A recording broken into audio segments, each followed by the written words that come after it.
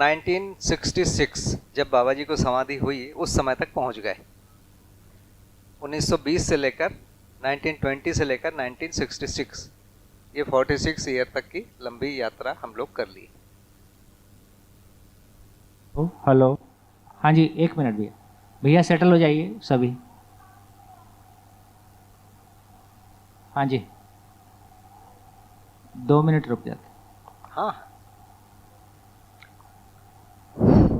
घटना है उसमें, जैसे आपने कहा कि बाबा जी शरीर से बाहर आए, तो उसके बाद समाधि तो उसके बाद होती है ना भैया?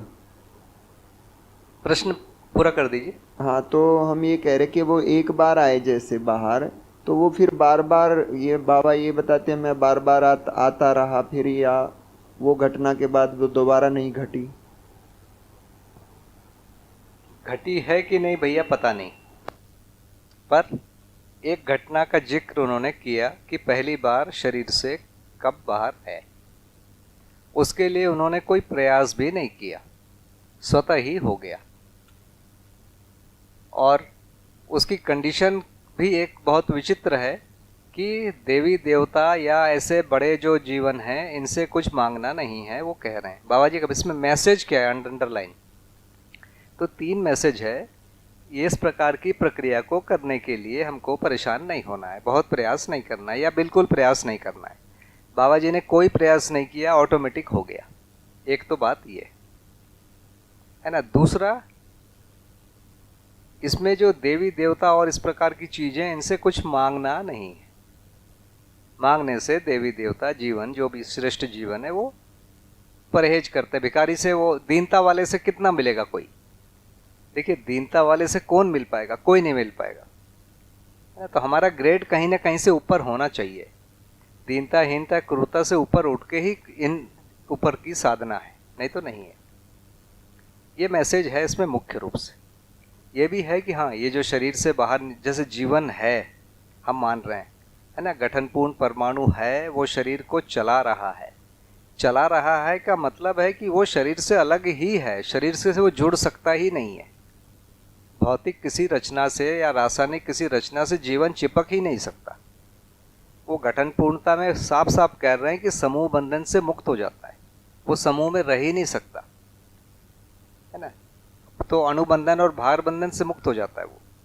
तो हर एक का जीवन वैसे ही है, केवल उसको समझ में आना चाहिए कि मैं शरीर से बाहर हूँ। तो समझ एक प्रकार की स्थिति है जिसको हम घटना के रूप में मान रहे हैं, है वास्तव में स्थिति। तो ये दूसरी चीज है। हो सकता है उसके बाद में बहुत सारी घटना हुई होगी, परंतु बाबा जी ने नहीं बताया, है ना। या 2-1 घटना मान लो बताई भी होगी तो यहाँ पर जिक्र करना मुझे बहुत आवश्यक नहीं लग रहा है जी।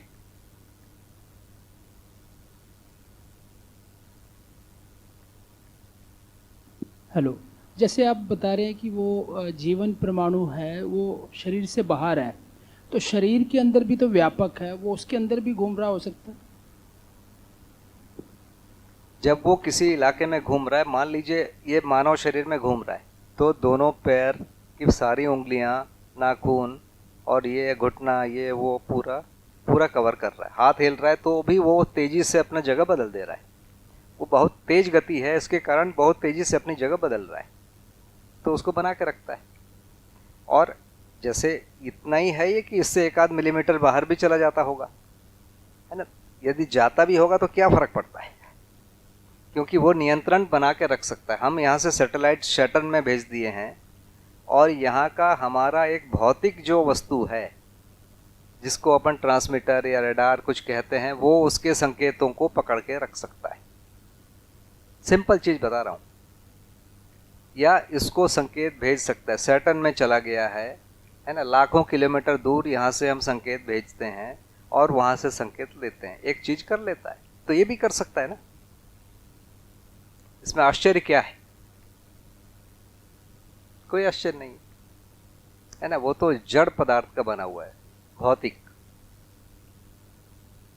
तो जीवन तो चैतन्य है, उससे ज्यादा गति वाला है, तो निश्चित रूप से ये और अच्छे से जुड़ सकता है।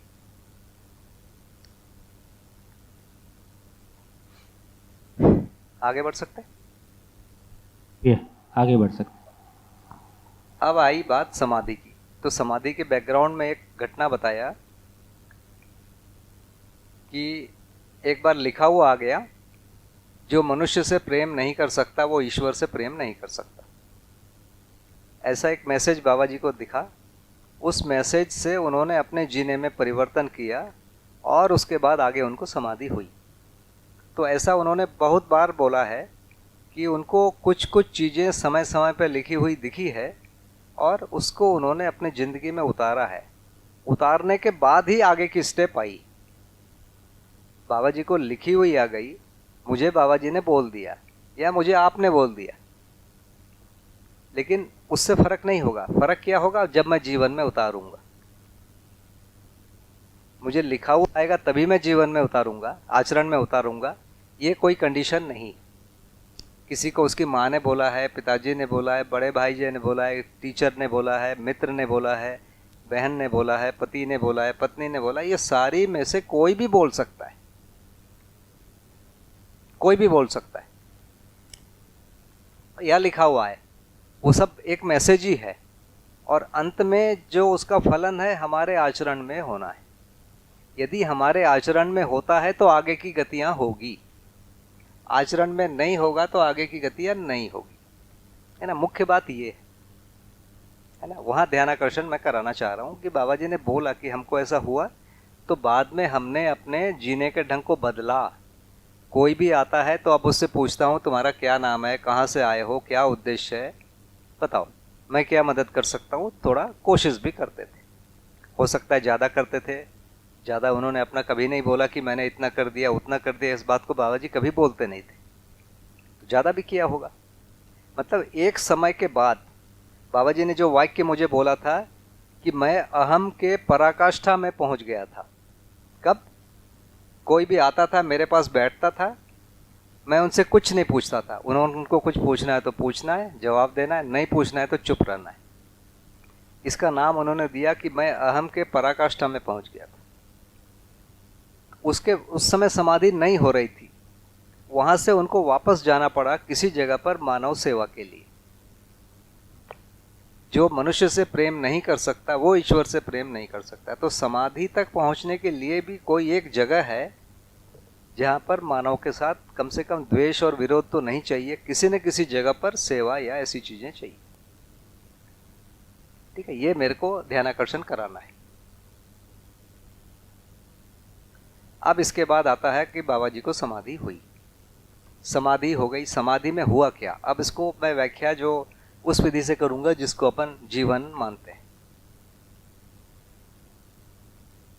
तो अब ध्यान और धारणा और समाधि ये होता क्या है? देखिए, पतंजलि महाराज बहुत ही नाप तौल के बोले हैं।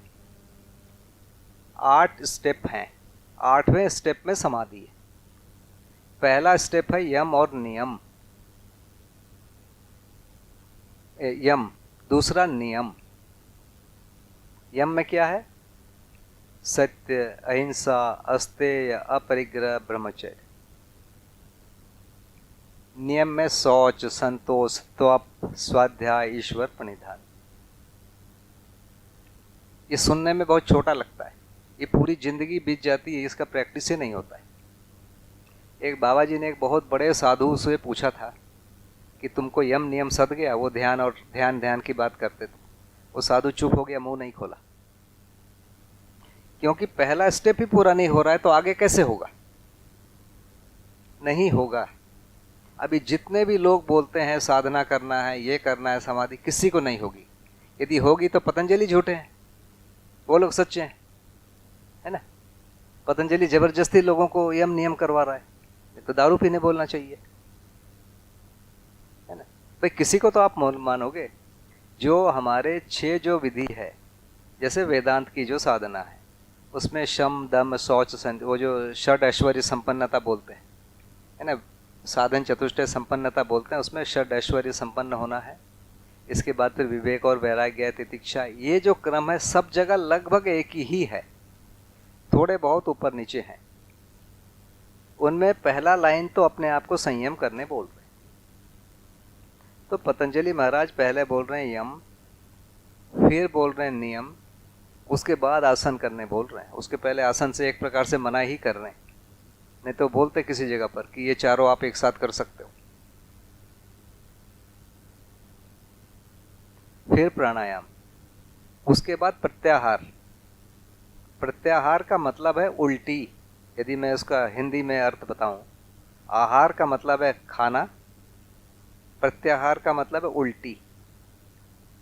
तो हम पांचों ज्ञानेंद्रियों से जो भी अंदर ले रहे हैं उसका नाम है आहार। उस वहाँ जहाँ प्रत्याहार लिखा हुआ है, मैं आंखों से कोई चीज़ देखता हूँ, मुझे कोई गाड़ी अच्छी दिखती है, प्रिय लग गया तो आहार हो गया।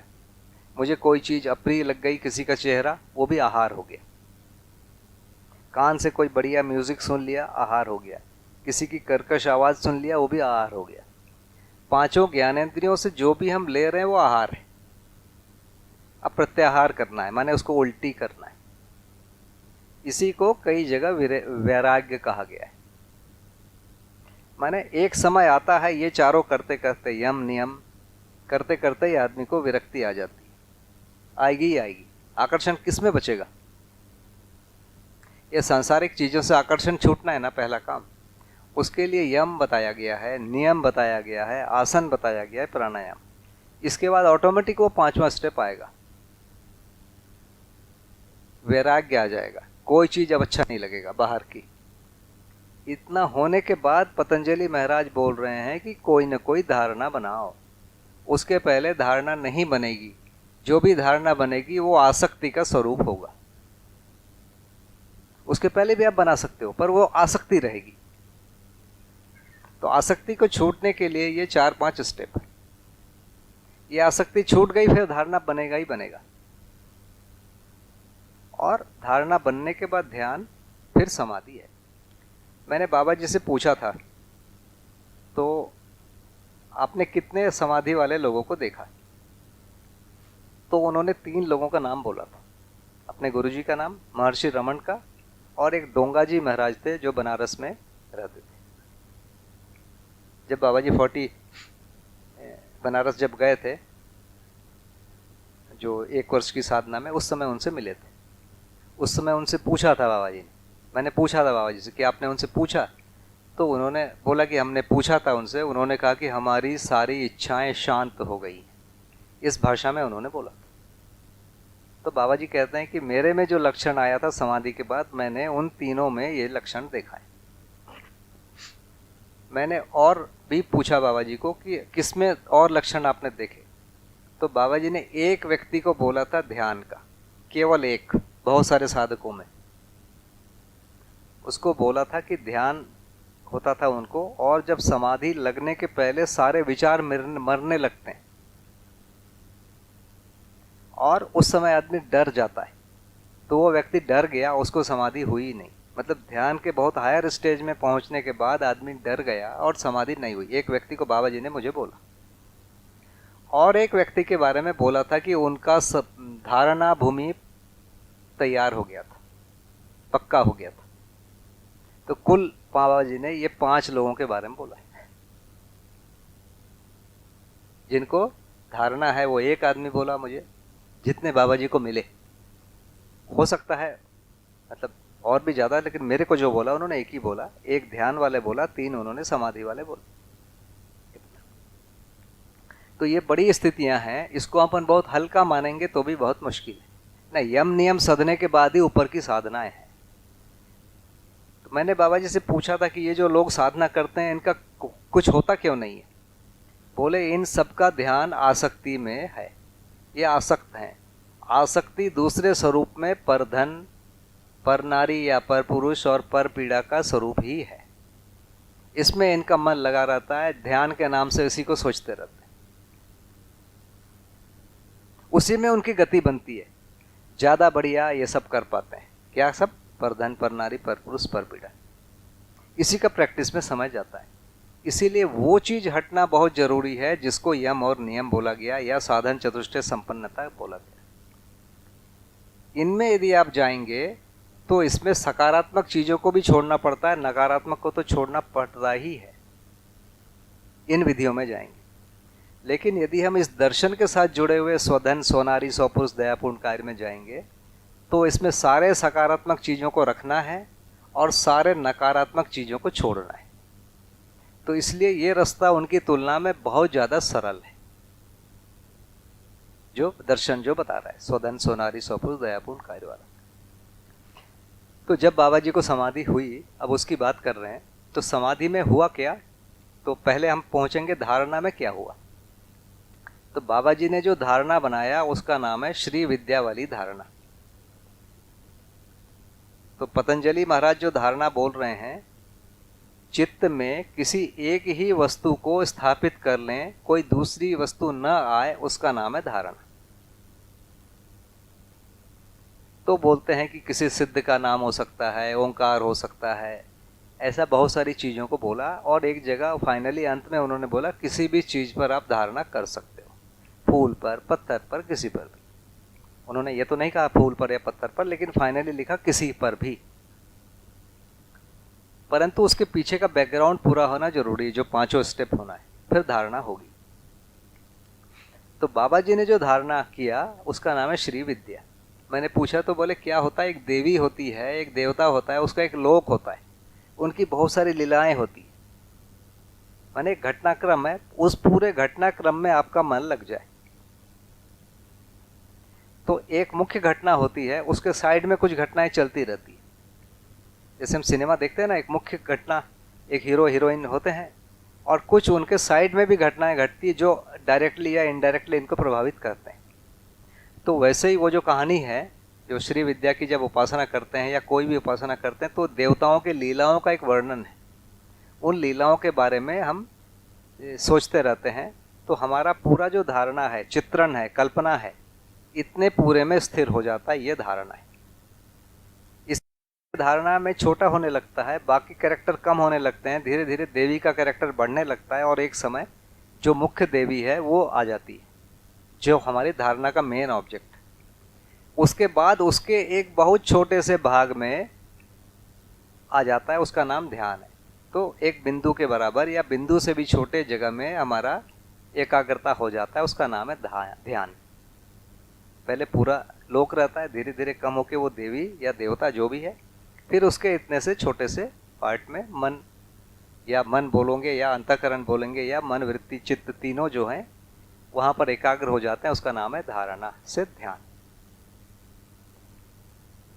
एक समय के बाद आता है कि वो जो बिंदु है वो भी समाप्त हो जाता है, अब बिंदु भी नहीं दिखता है, उसका अर्थ रह जाता है। अब कोई भी चीज धारणा में लो, फाइनली उसका अर्थ एक ही मिलता है, इसका नाम समाधि है। तो समाधि में बोलते हैं कि वो जो चीज है वो लुप्त हो गया, उसका अर्थ रह, और केवल उसका अर्थ रह जाता है। ठीक है, ये समाधि कहते हैं। तो पतंजलि महाराज इस रूप में समाधि की व्याख्या कह रहे हैं कि उसका अर्थ रह जाता है, उसका स्वरूप शून्य हो जाता है, स्वरूप मिट जाता है, शून्य हो जाता है, लिखा है, ये समाधि है। बाबा जी से जब मैंने पूछा तो उन्होंने बोला कि वही जो देवी देवता जिसका हम ध्यान करते रहते हैं, तो ध्यान में मुख्य रूप से देवी देवताओं से बातचीत होती है, चर्चा होती है। मैंने पूछा कि 12-12 घंटे चर्चा? बोले हाँ, जैसे आप हम लोग करते हैं, बोले वैसे ही है। और हर बार यही उत्तर मिलता था कि तुमको समाधि हो जाएगी, तुमको समाधि हो जाएगी, तुमको अनुभव हो जाएगा, यही बोलते थे। फिर उन्होंने बोला कि एक बार हमसे ये पूछने में आ गया क्या इसी शरीर यात्रा में समाधि होगी? तो उन्होंने कहा हाँ, उसके कुछ ही दिनों में समाधि हो गई, ऐसा बोला बाबा जी ने। तो मैंने पूछा कि आप पहले क्यों नहीं पूछते थे? तो बोले वो पूछते ही नहीं बनता था। जैसे मुझे कोई चीज पता है, उसके बाद मैं कैसे पूछूं? अपने से ही तो पूछना है, तो पूछते ही नहीं बनता है। तो वो एक मैच्योरिटी आने के बाद ही वो प्रश्न बनता है। तो वो मैच्योरिटी आई, वो प्रश्न बना, उसके कुछ ही समय में समाधि हो गई। तो ये समाधि का जो वर्णन है वो ये। बाबा जी ने समाधि को जो बोला कि आशा, विचार, इच्छाएं चुप हो जाती है।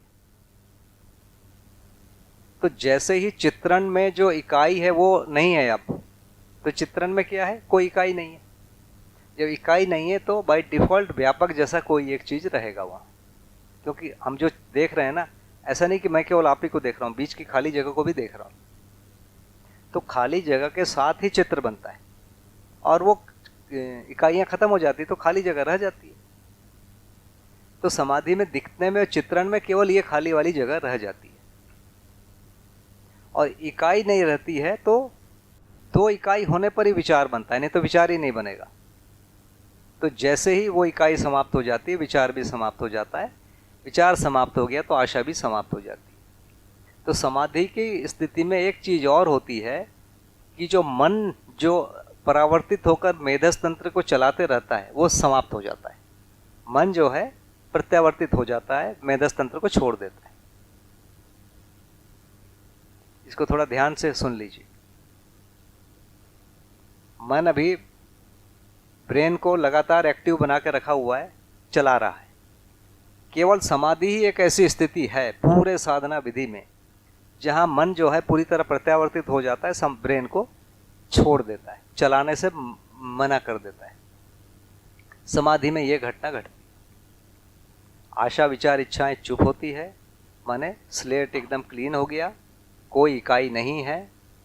इकाई नहीं है तो विचार नहीं है, विचार नहीं है तो आशा नहीं है, आशा नहीं है का मतलब ब्रेन को चलाने की जो प्रवृत्ति है वो समाप्त हो चुकी है, अपने आप को ऐसे मोड़ लिया। ये घटना है समाधि की। ठीक, इस पर कुछ यदि चर्चा करना चाहेंगे तो बताइए।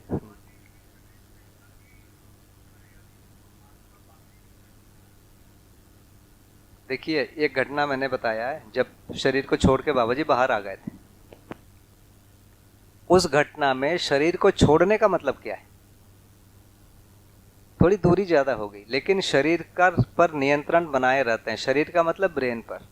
ब्रेन को वो एक्टिव बना के रखता है, ब्रेन से लेना देना बना रहता है, संकेतों का लेना देना माने संकेतों का।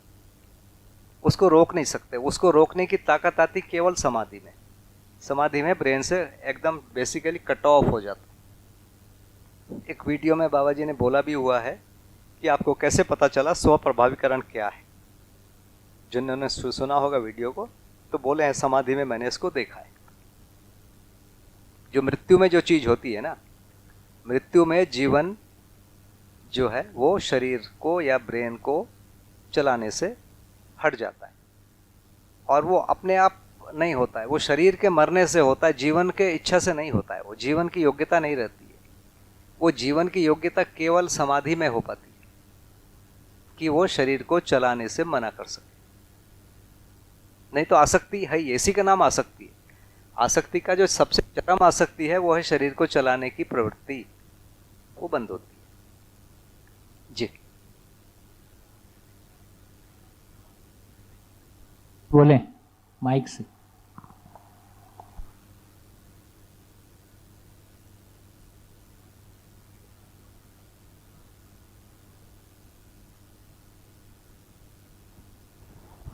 आपने बोला कि आशा विचार इच्छा तीनों चुप हो जाएंगी, और मन शरीर को सिग्नल माने मेधस को सिग्नल देने बंद कर देगा। आपने ये दो कंडीशन बताई।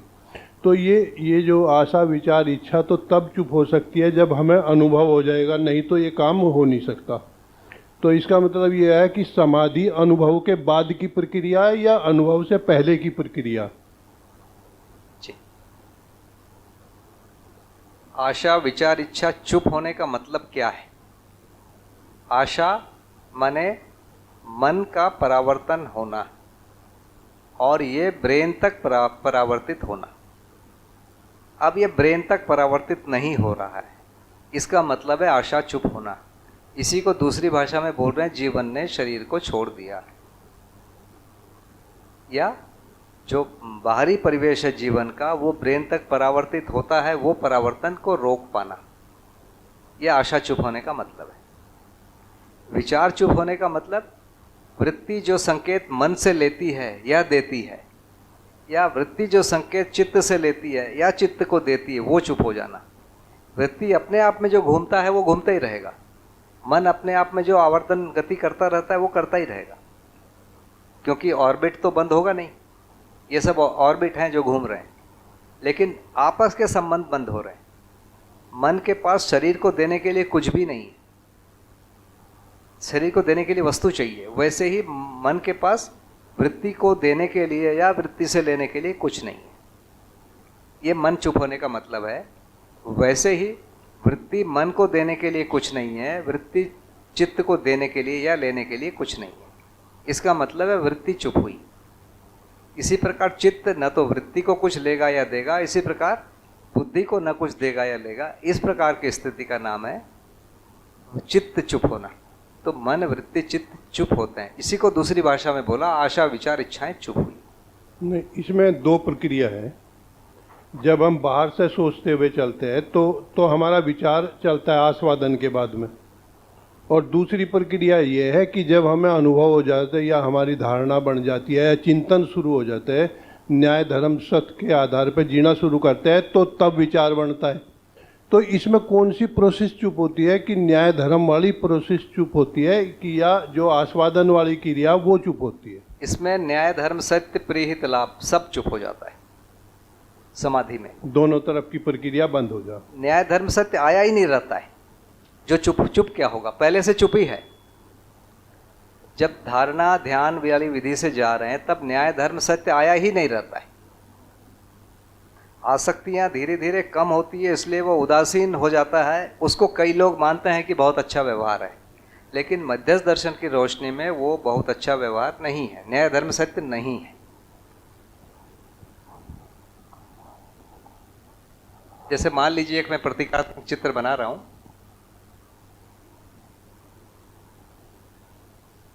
तो ये जो है चित्त जो है, ये चित्त है, ये बुद्धि की तरफ कुछ संकेत भेजता है या बुद्धि से कुछ लेता है। वैसे ही इसकी तरफ कुछ संकेत भेजता है वृत्ति की तरफ और लेता है, और वैसे ही वृत्ति इधर कुछ संकेत भेजता लेता है, मन की तरफ कुछ संकेत भेजता और लेता है। वैसे ही मन वृत्ति की तरफ कुछ लेता देता है और शरीर की तरफ कुछ लेता देता है। तो समाधि में ये सब बंद हो जाते हैं। इसको बोल रहे हैं आशा विचार इच्छा चुप होना। जो मध्यस्थ दर्शन के हिसाब से बाबा जी कह रहे हैं।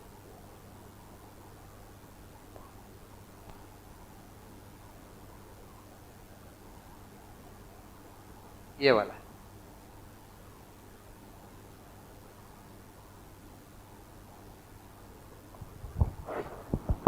भैया इस स्थिति में, क्योंकि जीवन शरीर से अलग है और मस्तिष्क के द्वारा नियंत्रण भी नहीं कर रहा है, तो फिर जीवन अलग होने पर शरीर की जीवंतता कैसे बनी रहती है?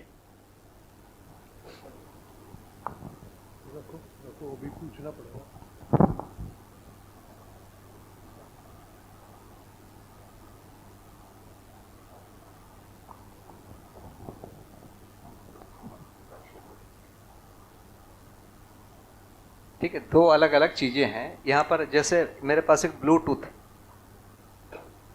यदि ये बैटरी इसकी चार्ज हो जाए और उसके बाद मैं मोबाइल से कनेक्ट कर सकता हूँ, चाहे तो नहीं कनेक्ट कर सकता हूँ। तो एक कंडीशन है, ब्लूटूथ चार्ज है, मेरा मोबाइल चार्ज है, ये दोनों कनेक्टेड नहीं। दूसरा है ब्लूटूथ चार्ज है और मेरा जो मोबाइल है वो उससे कनेक्टेड है चार्ज होने के बाद। तो चार्ज होना और कनेक्टेड रहना दोनों दूर दूर हैं, लेकिन कनेक्टेड है। वैसे ही अभी जैसे मेरी स्थिति है या हम सब लोग बैठे हुए हैं, इसमें हमारा जो बॉडी है वो ब्लूटूथ की स्थिति मान लीजिए, वो चार्ज है, जीवन में जो है वो भी चार्ज है और ये कनेक्टेड है। अभी ये स्थिति, यानी प्रभाव क्षेत्र में होने मात्र से। हाँ, प्रभाव क्षेत्र में होने मात्र से कनेक्टेड ब्लूटूथ हो भी सकता है, नहीं भी हो सकता है। लेकिन आज मैं यदि चाहूँ कि इसको डिस्कनेक्ट कर दूँ, मैं नहीं कर सकता। यदि मैं ये सोच लूँ कि शरीर से डिस्कनेक्ट हो जाऊँ, मैं नहीं हो सकता, कोई नहीं हो सकता। नहीं तो लोग रेल के नीचे क्यों जाके सोते? हम उस शरीर को बेसिकली मार दे रहे हैं, डिस्कनेक्ट नहीं कर पा रहे हैं इसलिए मार रहे हैं। नहीं तो सिंपल घर छोड़ के चले जाओ टाइप का बनता नहीं है। वो योग्यता आती है डिस्कनेक्ट होने वाली समाधि में। जिसको मैंने यहाँ लिखा है, इसको चुप कहना कहते हैं। तो शरीर का जिंदा रहना, जिसको मैं कह रहा हूँ कि बैटरी चार्ज रहना, जैसे ब्लूटूथ चार्ज कर दिया हमने तो चार्ज है, वो शरीर जिंदा है। एक समय है, उसके बाद अपने आप वो डिके हो जाएगा या डिस्चार्ज हो जाएगा, जो भी होगा। जीवंत रहने का मतलब है कनेक्टेड रहना।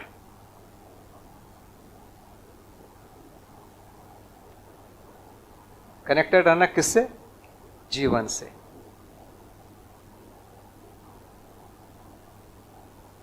ये 3 कंडीशन है, जीवन होना और शरीर जिंदा रहना। इन दोनों के बीच का जो कनेक्शन है, इसका नाम है जीवंत रहना। शरीर का जिंदा रहना पहली कंडीशन है, जीवन का होना दूसरी कंडीशन है। इन दोनों के बीच में जो कनेक्शन बना होना, ये जीवंत रहना है। ये हर आदमी में है ना? लगभग क्या सभी आदमी में है। कोमा टाइप की स्थिति को भी हम छोड़ दें, उसका समझ में नहीं आता है। हम सब ऐसे ही स्थिति में, हम चाह के भी इस कनेक्शन को ख़त्म नहीं कर सकते। मैं भी नहीं कर सकता, आप लोग भी नहीं कर सकते। ये मजबूरी है। इसी का नाम है आसक्ति। इस कनेक्शन का नाम ही है आसक्ति। जागृत आदमी में ये कनेक्शन रहता है प्लस आसक्ति नहीं रहती। तो जागृत व्यक्ति में ये क्षमता है कि इसको ये रोक सकता है, ये डिस्कनेक्ट कर सकता है, पर वो नहीं करेगा। अब उसको प्रमाण प्रस्तुत करना, इस शरीर से जो जो प्रमाणित हो सकता है वो प्रमाणित करेगा। तो हमारा यहाँ इस जगह पर इस कनेक्शन के साथ अधिमूल्यन, अवमूल्यन, निर्मूल्यन दोष है, और जागृत व्यक्ति का भी कनेक्टेड है लेकिन दोष रहित है। इसी का नाम है न्याय धर्म साहित्य है।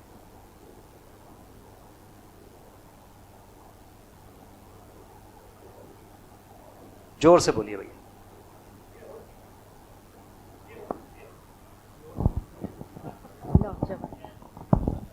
बेहोशी का मतलब जिंदा है परंतु इसके साथ डिस्कनेक्ट हुआ है, थोड़े देर का, ज्यादा देर का।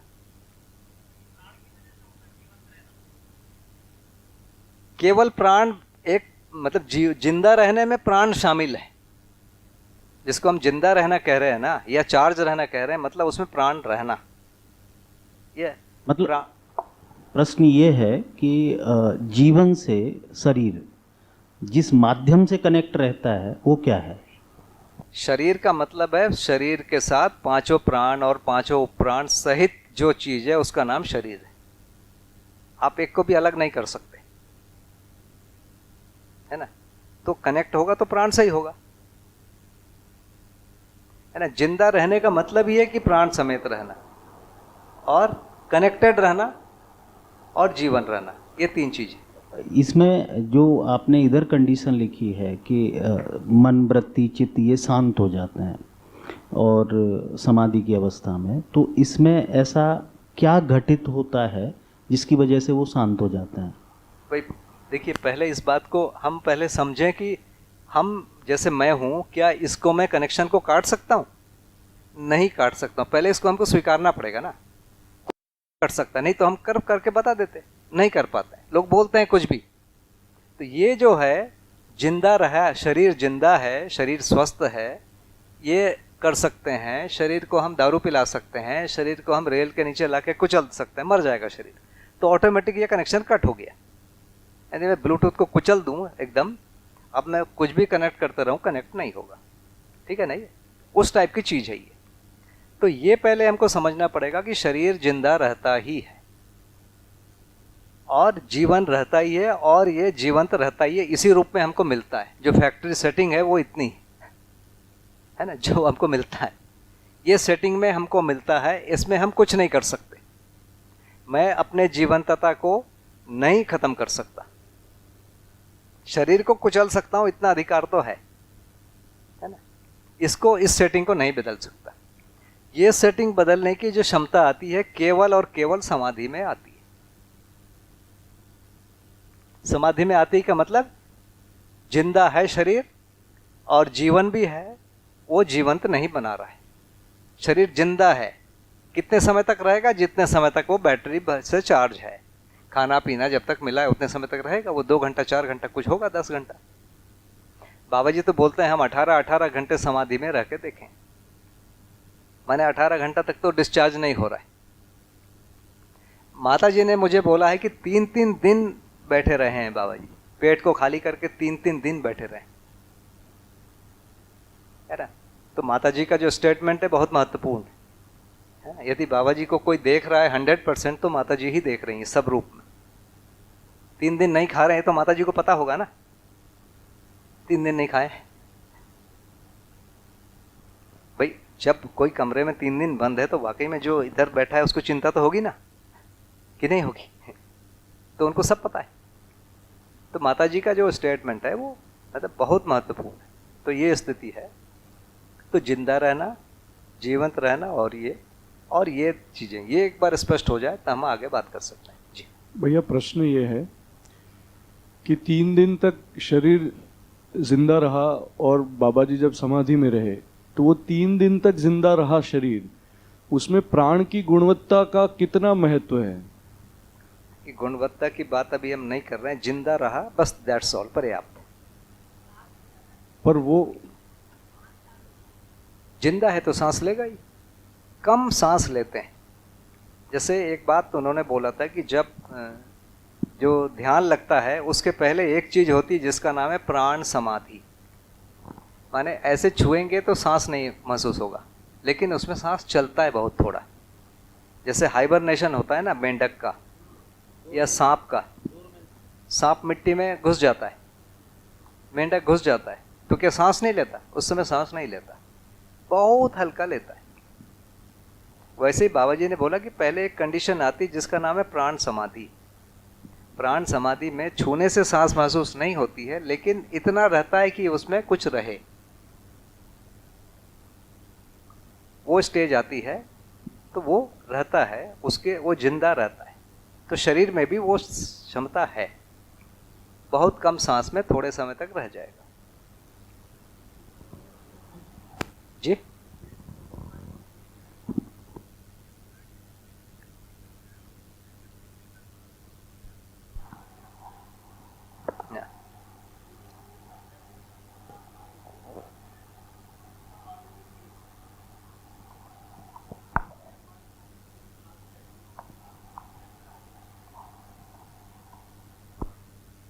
ठीक है भैया, आपके उत्तर हुआ नहीं हुआ बताइए।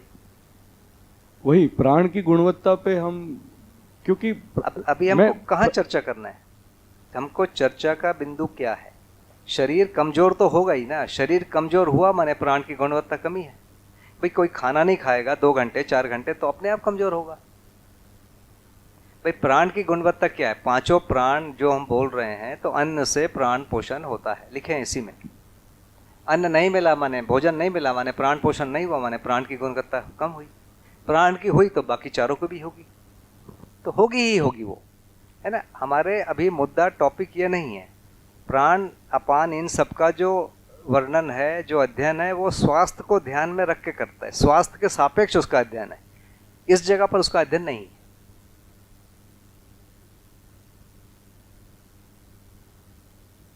भैया ये अपने जैसे पतंजलि योगा सूत्र के 8 स्टेप्स जैसे लिखते हैं, तो उसमें मैं वापस पहले ही 2 स्टेप में आऊँगा। तो पहले जो 2 स्टेप्स देखता हूँ वो मेरे को नहीं लगता कि बिना न्याय धर्म सत्य को पहचाने वो स्टेप्स हम ला सकते, क्योंकि जैसे संतोष है, सत्य है, non violence by thoughts words and action सब कुछ है।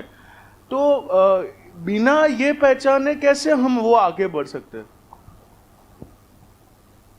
उस समय न्याय धर्म सत्य की बात ही नहीं। बताया ना कि बच्चे को छोड़ के चले जाना, माँ को छोड़ के चले जाना, पिताजी को छोड़ के चले जाना, ये सब किए हुए हैं सारे साधु,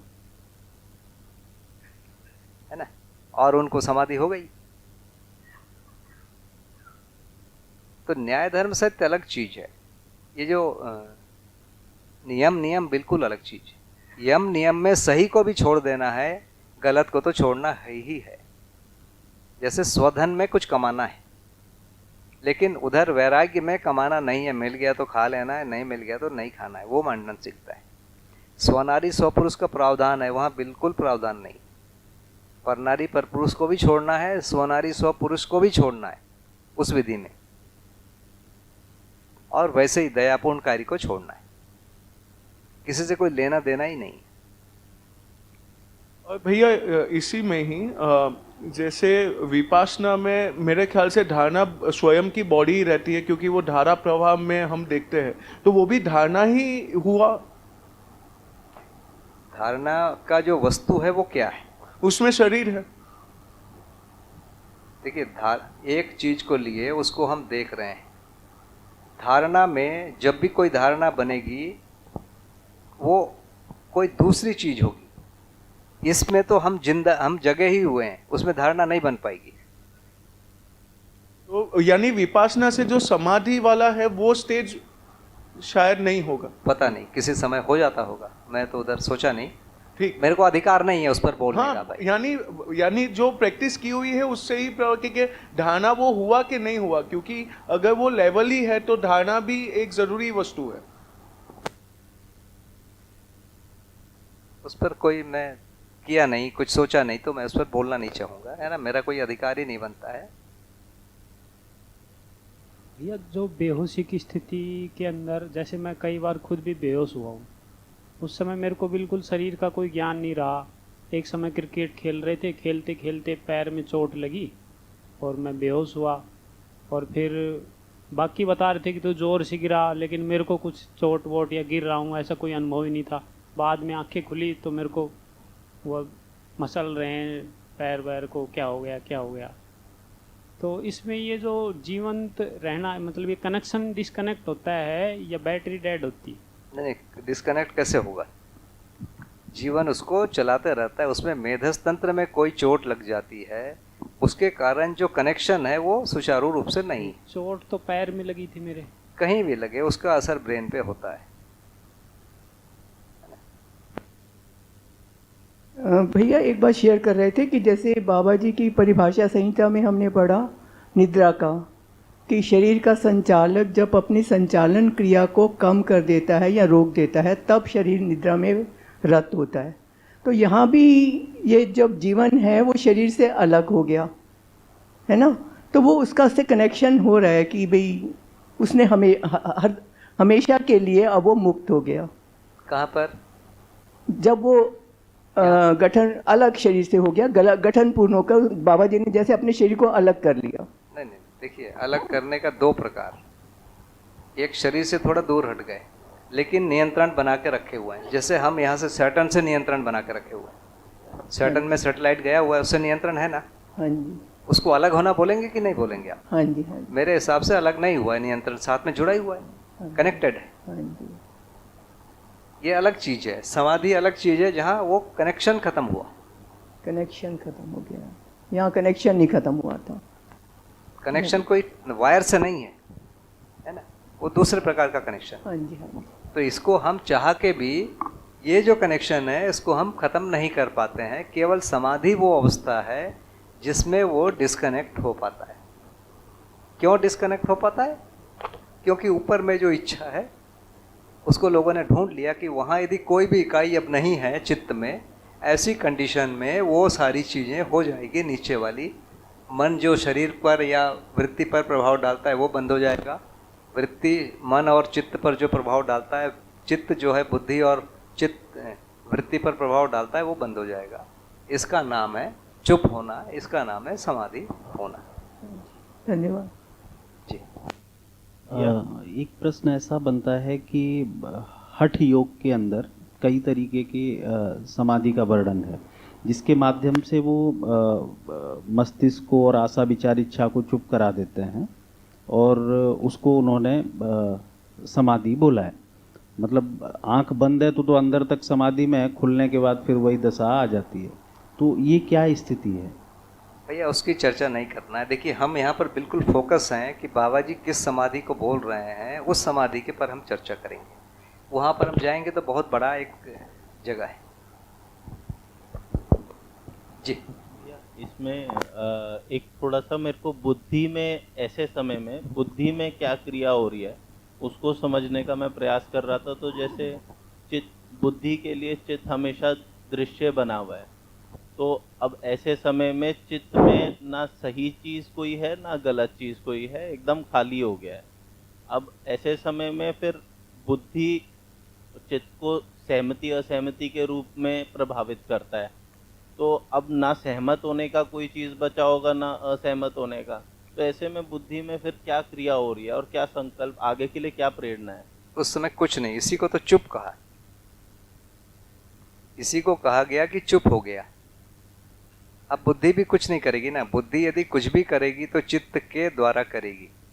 यदि चित्त उसका कोई रिसीव नहीं कर पाएगा तो क्या होगा? अब ये जब संयम को सोचेंगे तो ये वाली आप जो बोल रहे हैं वहां दिखना शुरू होगा। वैसे तो इस बारे में थोड़ा सा उस दिन राकेश भैया ने रखा था, लेकिन फिर भी आपसे भी एक बार पूछना चाह रहा हूँ कि इस समय पे पूर्व स्मृतियाँ और जो पूर्व चित्रण होते हैं तो वो कहाँ पे होते हैं और वो कैसे रहते हैं? देखिए, समाधि में जब चले गए उस समय आशा विचार इच्छाएं चुप हो गई। उसके बाद वापस शरीर अध्यास आ गया, जैसे बाबा जी को आया। उसके बाद उनको पता था कि ये मेरा घर है, ये मेरा नाम है, ये मेरी पत्नी है, ये मेरे बच्चे हैं, सब उनको पता है। वो सारी स्मृतियां एज इट इज आ गई। स्मृति में कोई भी लॉस नहीं हुआ। तो समाधि के समय वो कहाँ गया था? तो उसकी दो विधि मेरे को समझ में आती है। या फिर वो चित्त में ही किसी जगह पर उसको लॉक कर दिया, चित्त से बाहर ना जाए, या इसको छोटा करके इसका एक प्रिंट यहाँ बुद्धि में लेके रख लिया और इसको पूरा डिलीट कर दिया। वापस जब शरीर अध्यास आता है इसको वापस उसमें करके पूरा फैला देता है फिर से। ये दो है, दोनों में से क्या है मुझे नहीं मालूम, दोनों में से कोई एक ही होगा।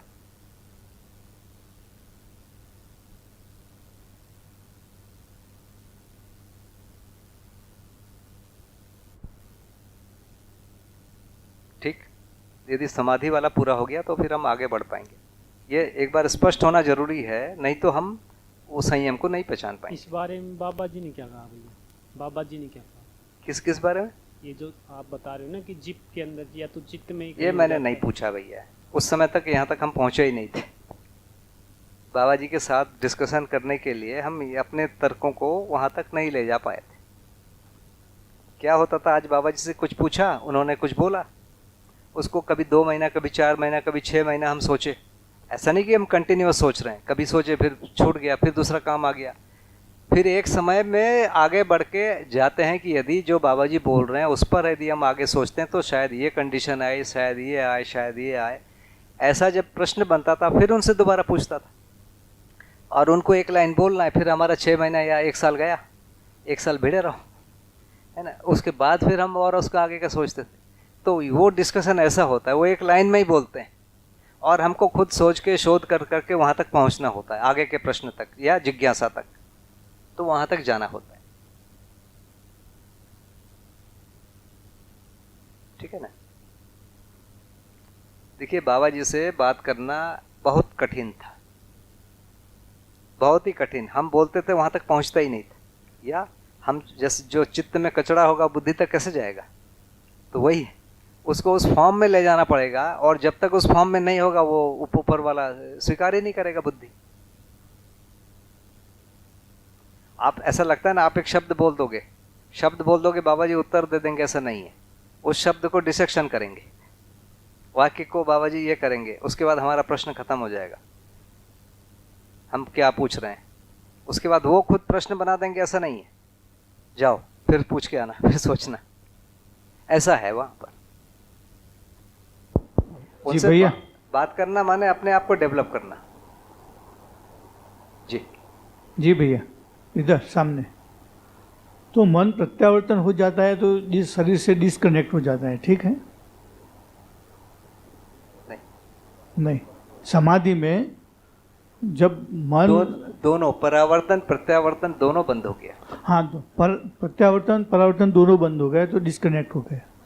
फिर उनको शरीर को कनेक्ट करने के लिए जो पीरियड है, क्योंकि शरीर इसके बाद तो कुछ समय के बाद शरीर शांत हो जाएगा, क्योंकि डिस्कनेक्ट हो गया तो शरीर का जो जितना भी है वो वहाँ तक रहेगा।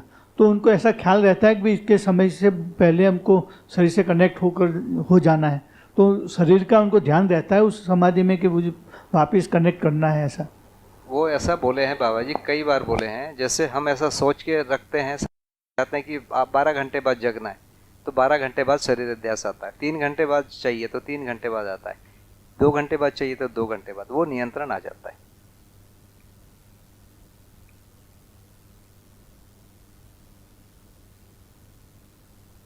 भैया, समाधि की स्थिति में आशा, विचार, इच्छा चुप है, फिर भी मैं हूँ ये बना रहता है। तो ये मैं हूँ, ये मैं बुद्धि है या आत्मा?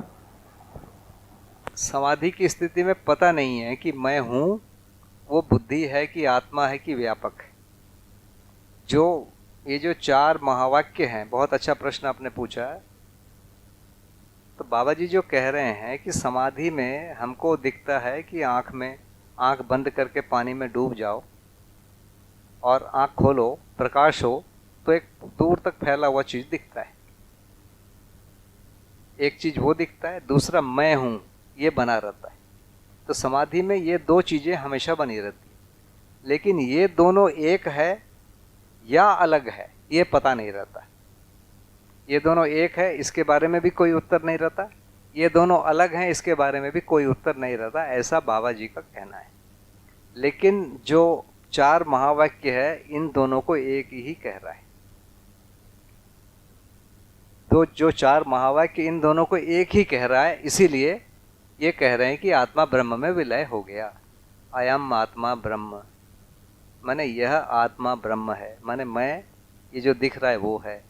प्रज्ञानम ब्रह्म, जो समझ में आ रहा है वो ब्रह्म है ना। यही जो 4 वाक्य है, अहम ब्रह्मास्मि, मैं ही वो हूँ, वो माने वो व्यापक वाला।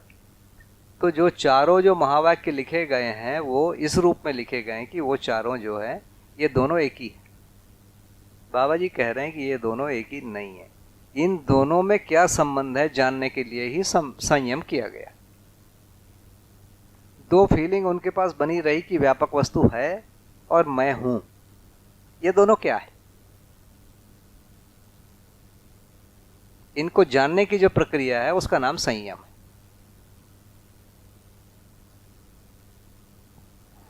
तो भैया, अनुभव संपन्नता के बाद तो ये अर्हता आ ही जाती होगी कि उस समय बता पाएं कि उस समय दृष्टा कौन था। हाँ। तो बुद्धि को या आत्मा को समाधि की स्थिति में किसको दृष्टा या मैं किसको कहा? देखिए, चित्त का दृष्टा बुद्धि ही होगा, आत्मा होगा नहीं। आत्मा होगा तो बुद्धि का ही दृष्टा होगा। तो समाधि का दृष्टा बुद्धि ही है हर हाल में।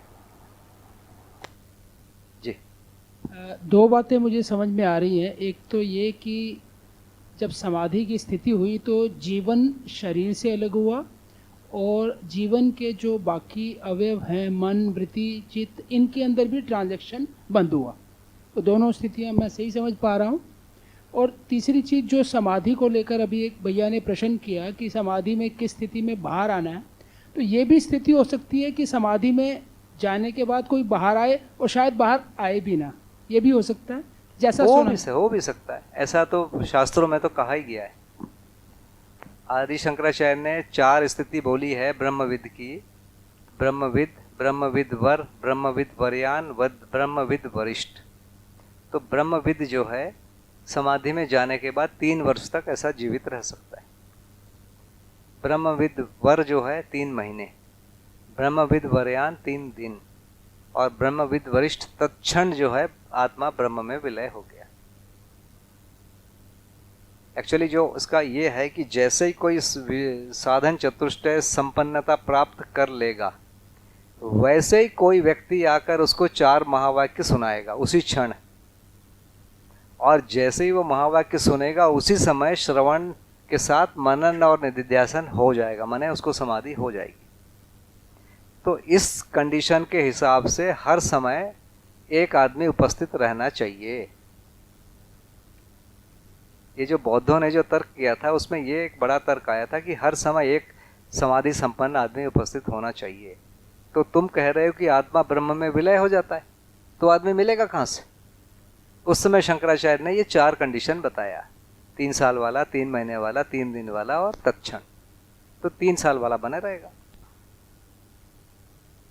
ऐसा उनका ऐसा कहना है।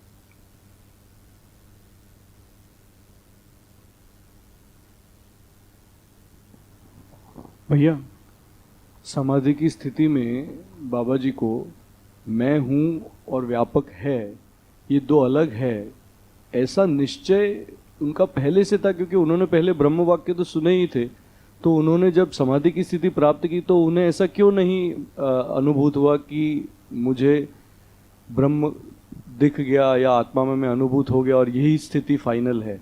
उन्हें ऐसा क्यों नहीं लगा कि ये ज्ञान हो गया? मुझे लगा नहीं, क्यों नहीं लगा पता नहीं, उनको लगा नहीं, उसको ही शोध करना पड़ा। उसको शोध करने की प्रक्रिया का नाम ही संयम है ना।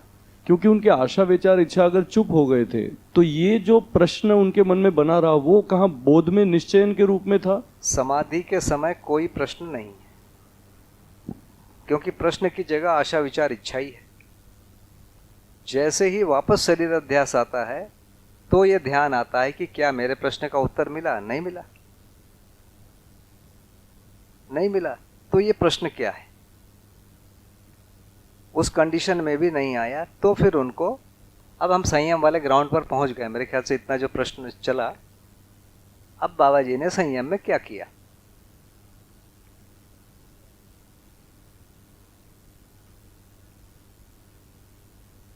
तो ये दो जो चीज मिली, मैं हूं, उसको उन्होंने एक बेस बनाया। मैं हूं व्यापक वस्तु है, उसको भी एक आधार बनाया। अब इस जो व्यापक वस्तु और मैं हूं के साथ इन्होंने अपने प्रश्न को जोड़ा। तो समाधि में पहुंचने के बाद अपने प्रश्न को जिंदा किया, उसका नाम दिया ध्यान, और उस प्रश्न को चित्त में लिखना शुरू किया। इस जगह पर प्रश्न लिख दिया।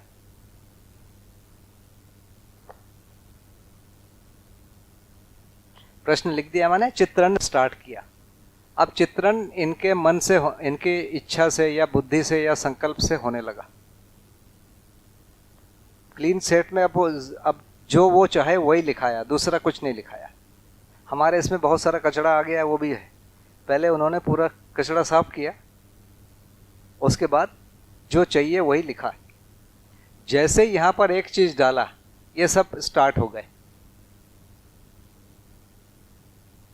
ये भर बंद हो गया, ये वाला बंद हो गया, बाकी ये वाला चालू हो गया, ये वाला चालू हो गया, ये वाला चालू हो गया, ये वाला चालू हो गया, ये वाला भी चालू होने लगा। ये चालू होने लगा, ये है मुख्य बात। इस जगह पर उनका जो उनको एक एक चीज दिखा, इसका नाम है, उसको उन्होंने दिया अध्ययन किया, प्रकृति से अध्ययन किया, या इसी का नाम उन्होंने दिया संयम में देखा। ये जो जगह है चित्त और बुद्धि के बीच का, जो ये वाला बंद है, केवल ये वाला बंद है, बाकी ये सब चालू हो गया है। और एक समय के बाद ये भी चालू हो गया और अनुभव हो गया।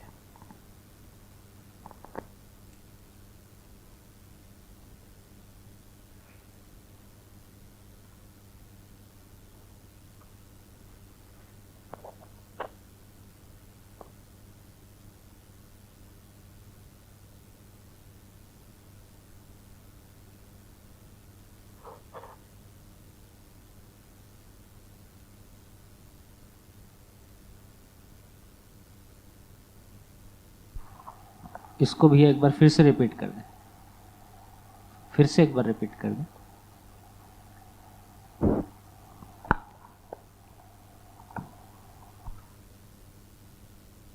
ये पूरे कट कट हैं, सब बंद है।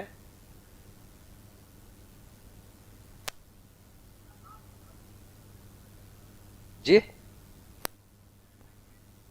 हाँ, तो चित्त का परावर्तन और प्रत्यावर्तन दोनों बंद है। वृत्ति का परावर्तन और प्रत्यावर्तन दोनों बंद है।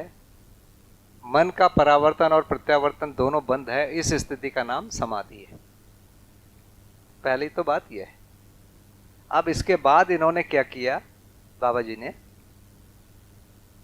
अपना जो प्रश्न है उसको चित्त में लाया, जिज्ञासा को। तो चित्त में लाने की जो प्रक्रिया है उसका नाम है ध्यान। समाधि में जाने के बाद चूंकि किया है वो, उसका नाम है ध्यान। यह मन वृत्ति चित्त तीनों चुप है, तो ये लाया कौन? बुद्धि ला रहा है। चित्त में लिखने का अधिकार बुद्धि को ही है ना, तो डायरेक्ट वो चित्त में लिख पाए,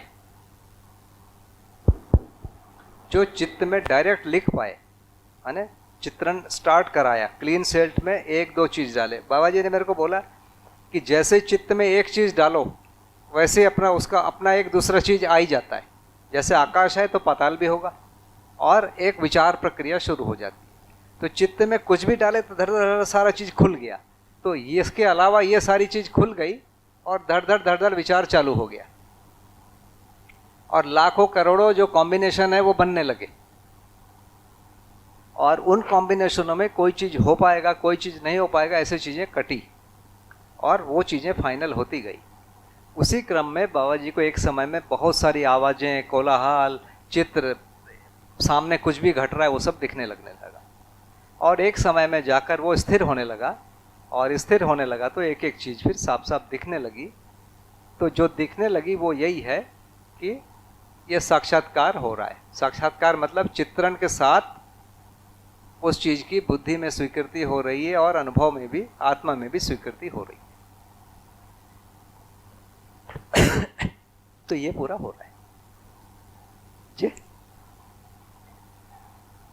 क्वेश्चन तो पहले क्वेश्चन डाला गया, उसके बाद आंसर होने लगा। वो मैं और ये मतलब आत्मा और ब्रह्म अलग हैं क्या? ब्रह्म से आत्मा पैदा हुआ क्या? मतलब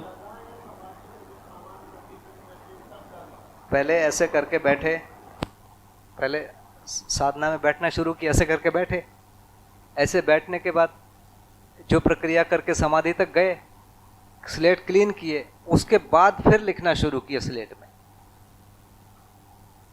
समाधि तक जाने के बाद फिर स्लेट में लिखना शुरू किया। स्लेट में लिखने का नाम ही है संयम। हाँ, मतलब समाधि के लेवल पे स्लेट क्लीन किए, इसका मतलब मनोवृत्ति चित्त तीनों को चुप किए, इसका मतलब बुद्धि के लेवल से ऑपरेट होके तीनों को चुप कर रहे हैं। हाँ, तो एक्चुअली समाधि बुद्धि ही दृष्टा है ना, चित्त का दृष्टा फाइनली बुद्धि ही हो सकता है। तो बुद्धि ही बोलती है कि चित्त खाली हो गया, समाधि हो गया। तो ये तो स्टेटमेंट बुद्धि का है भैया। बुद्धि में कोई वस्तु नहीं है, न्याय धर्म सत्य जैसा कोई वस्तु नहीं है, लेकिन मैं स्वयं को, मैं उस समय मैं नहीं पहचान रहा हूँ कि मैं बुद्धि हूँ, लेकिन मैं बुद्धि के लेवल से ऑपरेट कर रहा हूँ।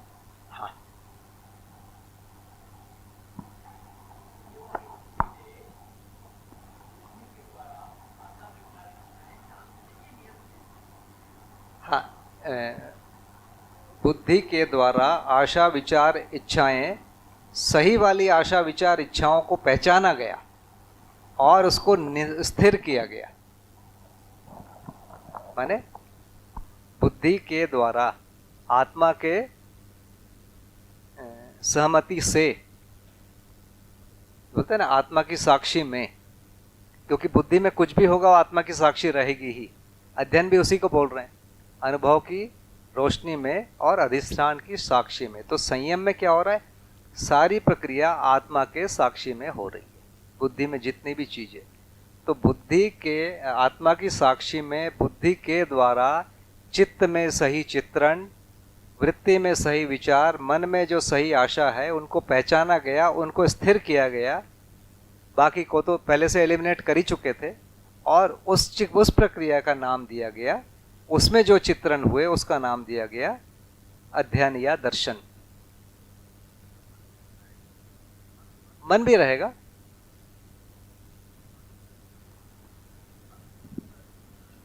अब मन, अब शरीर से मन के विचलन का कारण शरीर से, देखिए ना, उसको तो रोक दिए। अब शरीर से कुछ भी संकेत न ले रहा है न दे रहा है, तो अब विचलित होने का कोई चांस ही नहीं है। जो कुछ आ रहा है ऊपर से आ रहा है। मन का विचलन का कारण क्या है? शरीर। भाई युवावस्था में एक प्रकार का अलग विचलन है ना, वो बचपने में नहीं है, तो उसका मतलब क्या है? ये शरीर का ही है। बुढ़ापे में एक अलग प्रकार का प्रॉब्लम है, वो शरीर का प्रॉब्लम है। भाई हम तो इतना समझ सकते हैं ना बहुत आराम से, इतने बड़ी आयु में सारी चीजें समझ में आ जाती। जी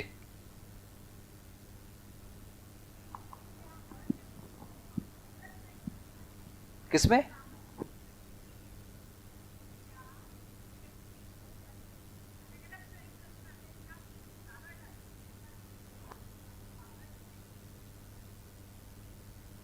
क्या चित्त शुद्धि के लिए क्या हर व्यक्ति को अलग अलग समय लगता है?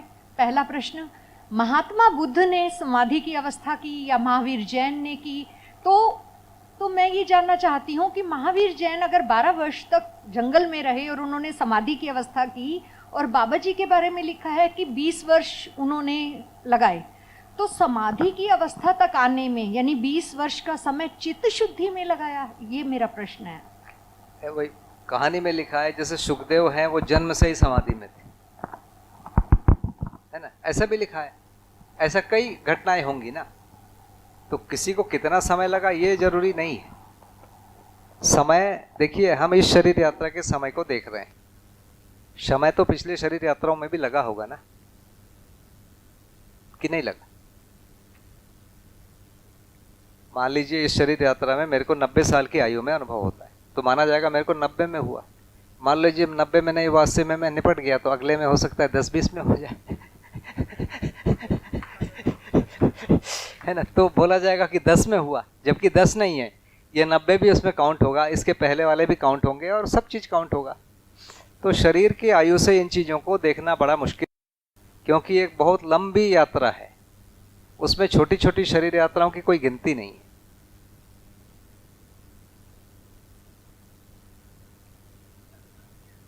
जी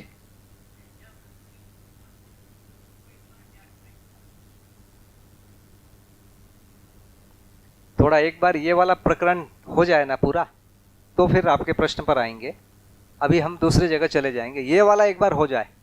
जी शुरू में राहुल भैया ने एक प्रश्न पूछा था, तो आपने ये कहा था कि चित्त में जो भी स्टोरेज है उसको एक रखा हुआ है, ट्रांजैक्शंस बंद हुई हैं। लेकिन अभी आपने बताया कि जो समाधि के बाद वो स्लेट साफ हो गई। स्लेट कहाँ साफ हुई? ट्रांजैक्शन ही तो बंद हुआ था।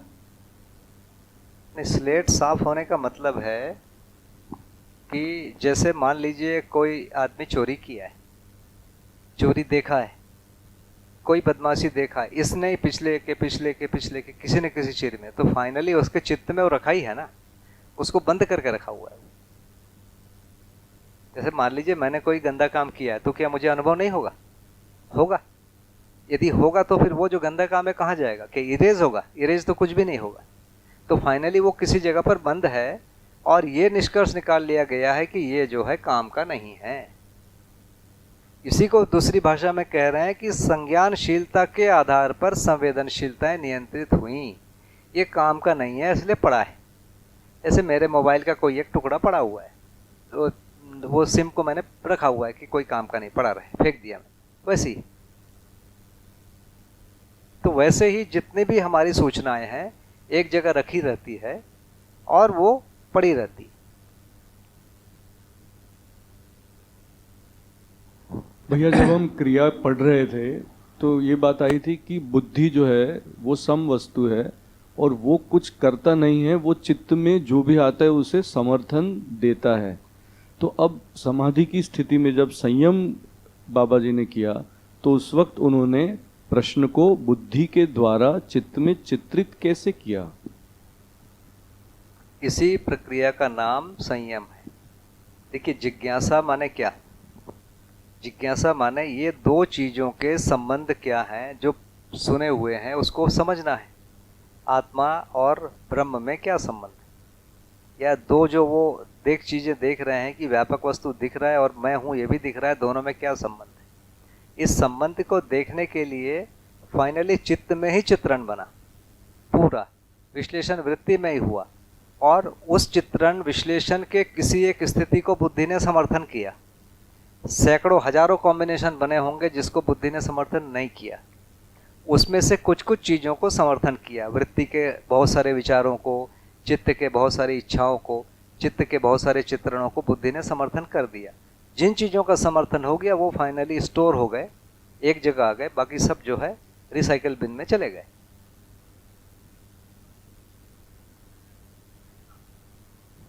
दिखा माने क्या? दिखा माने चित्रण हुआ, चित्रण के साथ बुद्धि की स्वीकृति रही माने समझ आया, दोनों चीजें साथ में हो गई। देखिए कोई भी समझ आया मतलब साथ में कोई ना कोई चित्रण है। बिना चित्रण वाली स्थिति केवल एक ही है, वो समाधि, जो फिर नहीं आएगी, क्योंकि उन्होंने संयम शुरू किया। अब कैसे आएगी? नहीं आएगी। तो अब क्या हुआ, चित्त में वो चित्रण आए जिसको बुद्धि ने समर्थन किया, और बुद्धि वृत्ति में वो सब विचार आए, तर्क आए जिसको चित्त का और बुद्धि का समर्थन रहा। तो ये जो पूरा सेट है एक साथ सकारात्मक चीजों का, बुद्धि से समर्थित आत्मा के साक्षी में सारे चित्रण, विश्लेषण, तुलन ये जो हैं फ्रीज हो गए, स्थायी हो गए, पहचान लिए गए, है ना। उसके बाद उसको निर्वाह किया गया।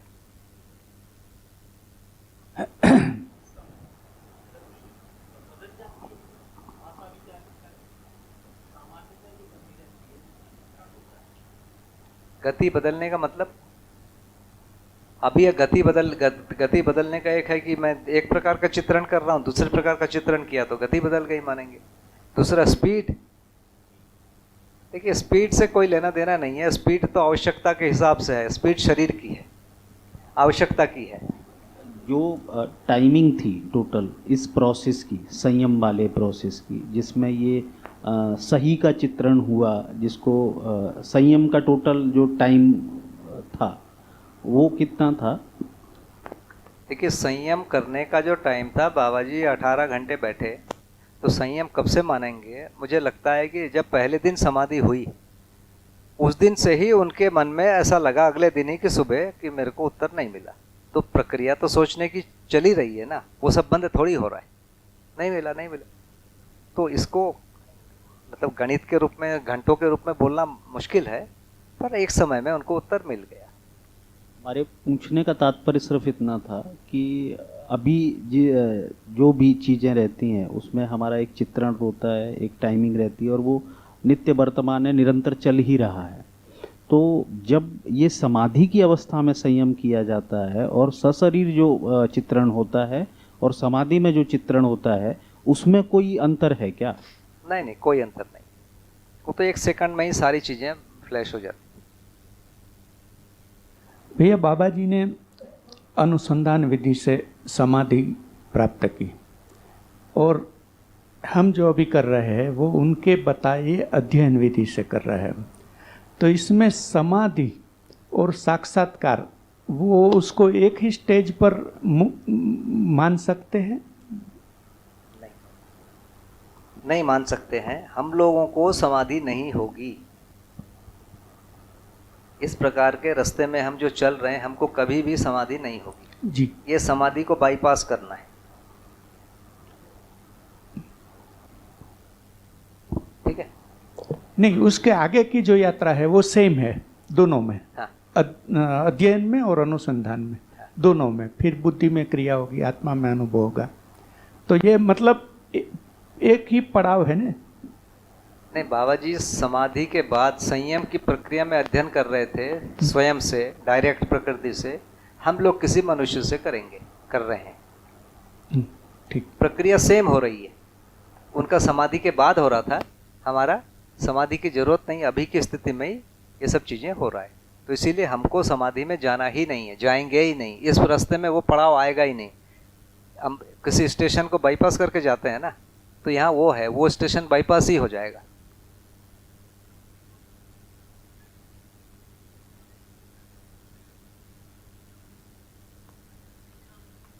हाँ, समाधि और संयम दोनों की आवश्यकता नहीं है, दोनों को हम बाईपास कर रहे हैं।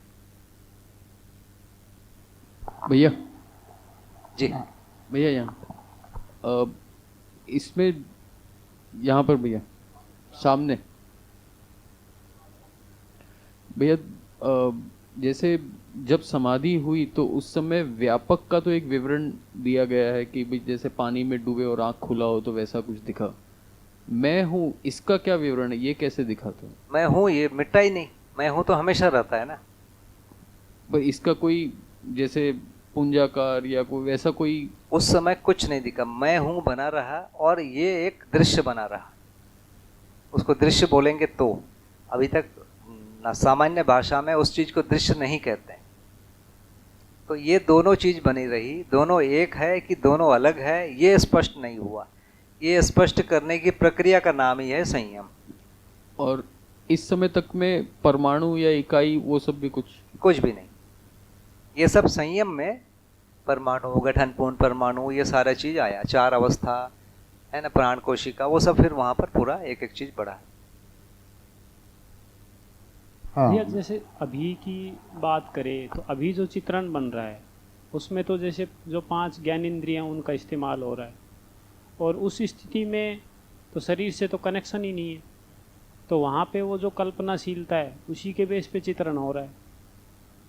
नहीं, कल्पनाशीलता माने ये तो पूरे डेटा तो शरीर से ही लिए गए ना भाई। आदमी का जो बाबा जी बोल रहे हैं मनुष्य है, ज्ञानावस्था है, तो मनुष्य है वो कहाँ से लिया उन्होंने? प्रकृति से लिया, आंखों से लिया। तो डेटा का पूरा जो स्रोत है, जितने भी हमारे पास डेटा है वो 5 ज्ञानेंद्रियों से ही लिए गए हैं। फाइनली उसी की प्रोसेसिंग है, कोई करके अनुभव तक पहुंचता है, कोई उसी को लेकर किसी का मर्डर कर रहा है। भैया जो सूचनाओं का जो स्रोत है वो हर हाल में 5 ज्ञानेंद्रियां हैं। 5 ज्ञानेंद्रियों से जो सूचना आती है उसको मन एक स्टेप में प्रोसेस करता है। मन के प्रोसेस किए को एक स्टेप और वृत्ति प्रोसेस करता है, उसके प्रोसेस को एक स्टेप और आगे चित्त प्रोसेस करता है, उसके एक स्टेप और आगे बुद्धि प्रोसेस करता है, और उस प्रोसेस पर आत्मा ठप्पा लगाता है कि ठीक किया, ठीक किया, ठीक किया। बस ये प्रक्रिया है। तो समाधि की स्थिति में तो डिस्कनेक्ट है ना शरीर तो डिस्कनेक्टेड है। हाँ, तो उसके बाद में फिर चित्रण, अभी वर्तमान की स्थिति में जो चित्रण हो रहा है तो 5 ज्ञानेंद्रियों का इस्तेमाल हो रहा है, तो इस्तेमाल कैसे कर पा रहे हैं कि शरीर से कनेक्शन है हमारा? नहीं, बुद्धि उसमें डाल रहा है ना चित्र। अभी जो भी स्रोत आए हैं, जो भी हमारे पास चित्र आए हैं वो नीचे से ही आए हैं, वो नीचे से आके बुद्धि तक पहुंचे हुए हैं, उसमें से एक एक चीज को बुद्धि डाल रहा है। अभी नीचे से नहीं आ रहा है, बुद्धि की ओर से डाला जा रहा है। आपके राइट में जी एक समाधि की जो स्थिति है, तो उसमें जब उन्होंने अपना प्रश्न रखा है जी, तो प्रश्न तो उनका वो पहले से बना ही हुआ था। हाँ। ये जगत क्या है, ब्रह्म क्या है, मैं क्या हूँ। तो जैसा इसमें बताया कि शरीर अध्यास तो है नहीं, तो फिर कॉम्बिनेशन जो बन रहे हैं वो अस्तित्व दर्शन के बन रहे हैं, ऐसा। हाँ। और अभी और फिर उसका भी बन रहा है आचरण वाला, तो बुद्धि को तो सम स्वीकार है जैसे, तो उसमें तो नया धर्म सत्य को ही वो ग्रहण कर रहा है, ऐसा ना।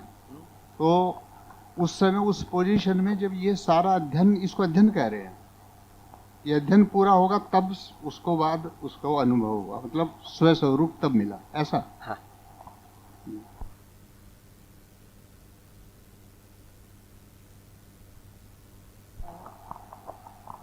हेलो, इसी से जुड़ा प्रश्न है। संयम काल में जब अध्ययन हो रहा है तो चित्रण अस्तित्व सहज ही हो रहे हैं या अलग अलग कॉम्बिनेशन है, उनमें से जो अस्तित्व सहज है वो स्वीकार हो रहा है? भैया संयम के शुरुआत स्थिति में बहुत सारे कॉम्बिनेशन बनते हैं। कॉम्बिनेशन कहाँ बनते हैं? वृत्ति में है ना, चित्त में, इनके बीच में कॉम्बिनेशन बनते हैं। उसमें से सही वाला स्वीकार हुआ, अस्तित्व सहज।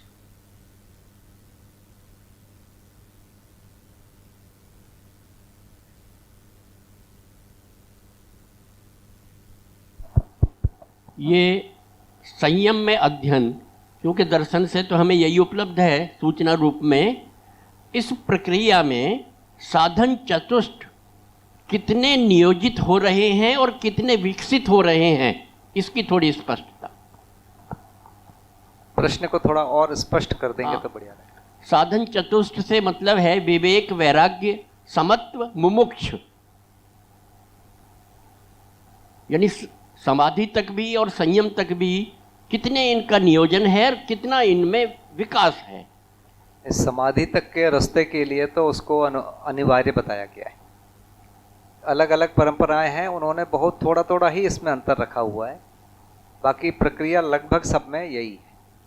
लेकिन ये जो रास्ता है जिसमें हम अध्ययन करने की बात कर रहे हैं, उसमें विवेक की परिभाषा थोड़ी सी बदल गई है। जैसे जीवन का अमरत्व, शरीर का नश्वरत्व और व्यवहार के नियम, तो व्यवहार के नियम को यहाँ विवेक बोला जा रहा है। परंपरा में व्यवहार के नियम की चर्चा ही नहीं है, शरीर का नश्वरत्व और आत्मा के अमरत्व की चर्चा है। तो यहाँ पर मुख्य जो फोकस है, विवेक मतलब व्यवहार के नियम। तो व्यवहार के नियम को हम फोकस करेंगे, आत्मसात करेंगे, फिर उसको अभ्यास करेंगे। तो ये अभ्यास व्यवहार के नियम का होगा। तो थोड़ा थोड़ा परिभाषा बदल गया है इसमें भैया। जैसे चैतन्य परमाणु जैसे तो कोई मतलब पहले से कोई जैसे सुना हुआ या ऐसी कोई बात थी नहीं, तो उसका चित्रण फिर कैसे बन गया उसका? जैसे आपने कहा ना कि जो सारे जो चित्रण थे वो पहले से शरीर के माध्यम से लिए गए थे, फिर बुद्धि से वो उनका चित्त पे चित्रण हुआ, तो फिर जैसे ये जो चैतन्य ये गठन पूर्ण या गठनशील। भैया जीवन या सूक्ष्म शरीर होता है, ये तो पता था ना कि नहीं पता था? जो मैंने उदाहरण दिया कि शरीर से बाहर निकले, माने शरीर से बाहर मैं हूं कि इसकी स्वीकृति हुई ना, उस चीज को जब पहचानने गए तो वो गठन पूर्ण परमाणु के रूप में निकला। ठीक है ना? ये हर सूचना का स्रोत तो पहले से ही है, नई कोई चीजें नहीं है। हेलो भैया सोम, क्या उस समय समाधि की स्थिति में संयम काल में जो अध्ययन हो रहा है, क्या उस समय ये संभावना या ऐसा कोई सूचना है कि उस समय बुद्धिपूर्वक वो अस्तित्व को डायरेक्टली देख रहा है या बुद्धिपूर्वक अस्तित्व का अध्ययन कर रहा है? बुद्धि देख रही है डायरेक्टली? अंतिम तो बुद्धि ही देख रही है ना, लेकिन देखेगी कहाँ? चित्त को ही देखेगी ना बुद्धि। बुद्धि या फिर आत्मा को अनुभव कर सकता है या चित्त को देख सकता है। बुद्धि इसके बाहर किसी को देख लेगा ऐसा होता नहीं। इसके बाहर को देखेगा मन, आंखों के द्वारा। आंखें नहीं रहेगी तो भी मन नहीं देख पाएगा। नहीं, जब जीवन जीवन रूप में रहता है दिखाई तो तब भी देता है। हाँ। उस समय वो कैसे देख रहा है? उस समय तो बुद्धिपूर्वक ही देखता है या वो उसमें मन देखता है कुछ, उसको वृत्ति और आगे ये करता है। प्रक्रिया तो वही है सब समय।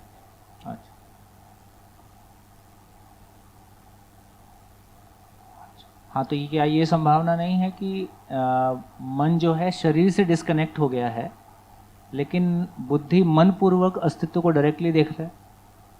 एक बार यदि देख ले तब तो देखते रहेगा। एक बार यदि नहीं देख पाया, मतलब शरीर रहते, तो नहीं होगा। नहीं तो फिर शरीर की जरूरत ही नहीं थी ना, उसी विधि में पूरा अध्ययन होता।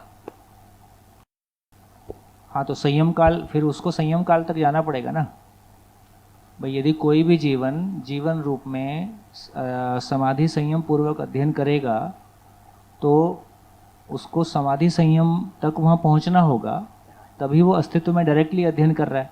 हाँ। तो मैंने प्रकृति को डायरेक्टली समझा का मतलब है कि डायरेक्टली वो प्रकृति को देख रहा है।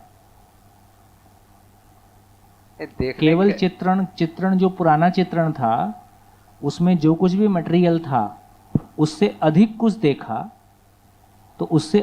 देखा, तो समाधि संयम काल में जीवन ने डायरेक्टली अस्तित्व को अध्ययन किया। तो मन शरीर से डिस्कनेक्ट है, लेकिन मन अब डायरेक्टली अस्तित्व के साथ, मन बुद्धि पूर्वक मन से डायरेक्टली अस्तित्व से कनेक्टेड है और अस्तित्व का डायरेक्टली अध्ययन करता है। ये संभावना या ये पोटेंशियल उस समय जीवन में बन जाता है। इसमें देखिए हो क्या रहा है, अभी भी चित्त में जो सारे चीज़ें मेरे चित्त में जो है उसको हम कचरा कह रहे हैं, इसी को प्रोसेस कर लेने से वो सब दिख जाएगा। हमारे पास आसक्ति के कारण हम प्रोसेस नहीं कर पा रहे हैं। हर एक में उतना चित्र बैठा हुआ है, तो वो जो जागृत लोग हैं वो उसको प्रोसेस कर रहे हैं उसी चित्र को, और वो देख ले रहे हैं। तो देखने की प्रक्रिया वही है। अब एक प्रक्रिया और, जैसे बुद्धि से बुद्धि को देख लेगा किसी के दूसरे के, तो वो भी हो जाएगा। पर पहले उसको उस जगह पहुंचना पड़ेगा कि अपने चित्त का दृष्टा बना, अपने चित्र को देखा, अपने चित्त को देखा, इस क्रम से उसको अनुभव होगा, उसके बाद वो दूसरी चीजों को देख पाएगा।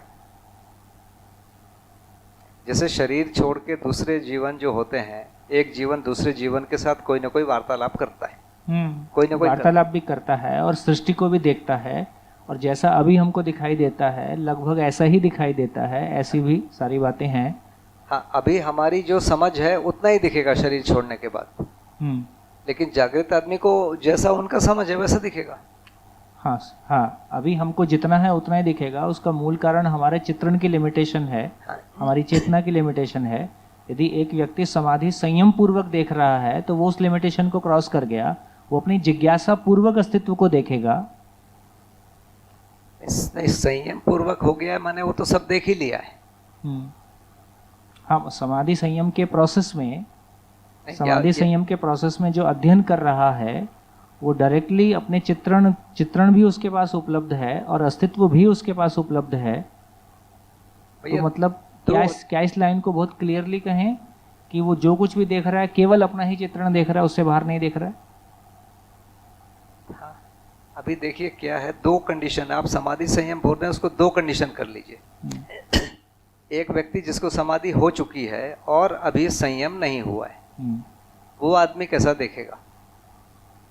और दूसरा बाबा जी जैसे लोग जिन्होंने समाधि भी कर लिया, संयम भी कर लिया, वो कैसे देखें? तीसरा हमारे जैसे लोग को देख लो जिनको कुछ नहीं हुआ है। तो हमारे जैसे लोग ने अभी तक चित्रण प्रक्रिया से जहाँ तक पहचाना हुआ है वो हमारा समझ या पहचान बना रहेगा, उसी से हम देखेंगे, निर्वाह करेंगे। समाधि वाला, देखिए समाधि वाले में वो इच्छा ही नहीं है देखने की, इसीलिए तो उनका संयम नहीं हो रहा है। तो वो वही देखेगा, बाकी दूसरा देखेगा ही। वो देखने की उनमें इच्छा नहीं आई, नहीं तो उनके लिए तो बाएं हाथ का काम है संयम। हमारे लिए संयम टेढ़ी खीर है, लेकिन उनके लिए तो बाएं हाथ का काम है। हाँ। एक बार मैंने बाबा जी से पूछा था तो बोले कि वो बिना शरीर के भी संयम करने का एक कोर्स है समाधि वाले लोगों के। बिना शरीर के भी संयम करने का एक कोर्स होता है। अच्छा अच्छा, अच्छा। कोई एक प्रक्रिया होती है। अच्छा, समाधि प्राप्त जीवन बिना शरीर के भी संयम कर सकता है। हाँ, ऐसा एक बार उन्होंने बोला था। अब मैं नया नया था, उस समय ज़्यादा मुझे समझ में भी नहीं आता था, पूछा तो उन्होंने बता दिया तो याद रह गया, बाकी वो समझ में मेरे भी नहीं आया। लेकिन जब बाबा ये कहते हैं कि समाधि संयम काल में मैंने डायरेक्टली प्रकृति से अध्ययन किया, तो प्रकृति ने मुझको समझाया या प्रकृति से मैंने समझा, अस्तित्व ने समझाया, तो इसका मतलब उसमें ये सेंस आ रहा है कि उस समय जीवन डायरेक्टली अस्तित्व के साथ तदाकार हो सकता है, अस्तित्व को डायरेक्टली भी देख सकता है। शरीर के इंद्रियों से देखने को बाईपास कर दिया और उसमें अस्तित्व को देखने की क्षमता है, वहाँ से भी सूचना लेने की खिड़की खुली हुई है। कुछ सूचना जरूर लेता होगा, बुद्धि के लेवल वाली सूचनाएं जो है वो तो वहीं से आती होगी, आत्मा के जैसे व्यापक है, पर उसके पहले उसका एक मोटा भाग है ही है ना, जैसे आंखों से तो देखा ही हुआ है वो व्यापक को, हर आदमी व्यापक को देखा हुआ है। ऐसा तो चीज नहीं है कि केवल जागृति देखा है, हर कोई देखा हुआ है। तो फाइनली चित्त की चीज चित्त में ही दिखेगी, वृत्ति की चीज वृत्ति में ही दिखेगी, उन्हीं के वृत्ति में दिखेगी, और आशा की चीज आशा में दिखेगी। वो तो बदलेगा नहीं ना जगह। वो तो जगह तो वही रहेगा। मतलब और उस समय जो संयम काल में जो भाषा के रूप में भी लिखा हुआ आया है ना, थोड़ा सा उस पर भी कुछ बोल देंगे। भाषा के रूप में मेरे को जो याद आता है, पहले उनको बहुत सारी अस्पष्ट भाषाएं, बहुत सारे आवाज सुनाई पड़ी, और फाइनली आगे जाके वो स्पष्ट हुआ। स्पष्ट भी इस रूप में जैसे एक आदमी को देखे तो ऐसा आदमी खुल गया, एक जीवन अलग दिख गया, शरीर अलग दिख गया, शरीर के जिस पार्ट पर ध्यान दिए वो पार्ट बड़ा हो गया और एक एक उसमें दिखने लगे। तो खून का हार्ट देख रहे हैं तो खून का दौरा दिख रहा है, अभी जैसा जूम करके दिखा रहे हैं लगभग वैसे ही। अभी हम फोटो देख रहे हैं या वीडियो जो है एमिनेशन करके देख रहे हैं, वो एमिनेशन नहीं, जैसे डायरेक्ट जैसा होता है वैसा देखा माने फाइनली उनके चित्त में ही वो चित्रण बन रहा है ना। अभी भी एमिनेशन करके हम अपने चित्त में देखने लगते हैं, एमिनेशन को देखते हैं, उससे हम अपने चित्त में ही देखते हैं उसको, और चित्त में देख लिया मैंने समझ गए बोलते हैं।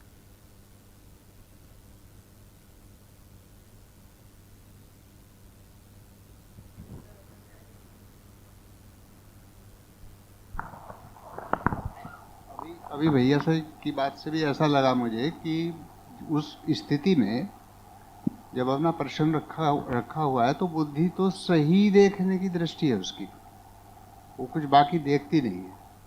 तो ध्यान केंद्रित का मतलब ही यही हुआ कि हम बहुत सारी चीज़ें देख रहे होते हैं अभी शरीर, वो ध्यान किसी बिंदु पर लगता नहीं है तो वो भी चीज़ स्पष्ट नहीं होती।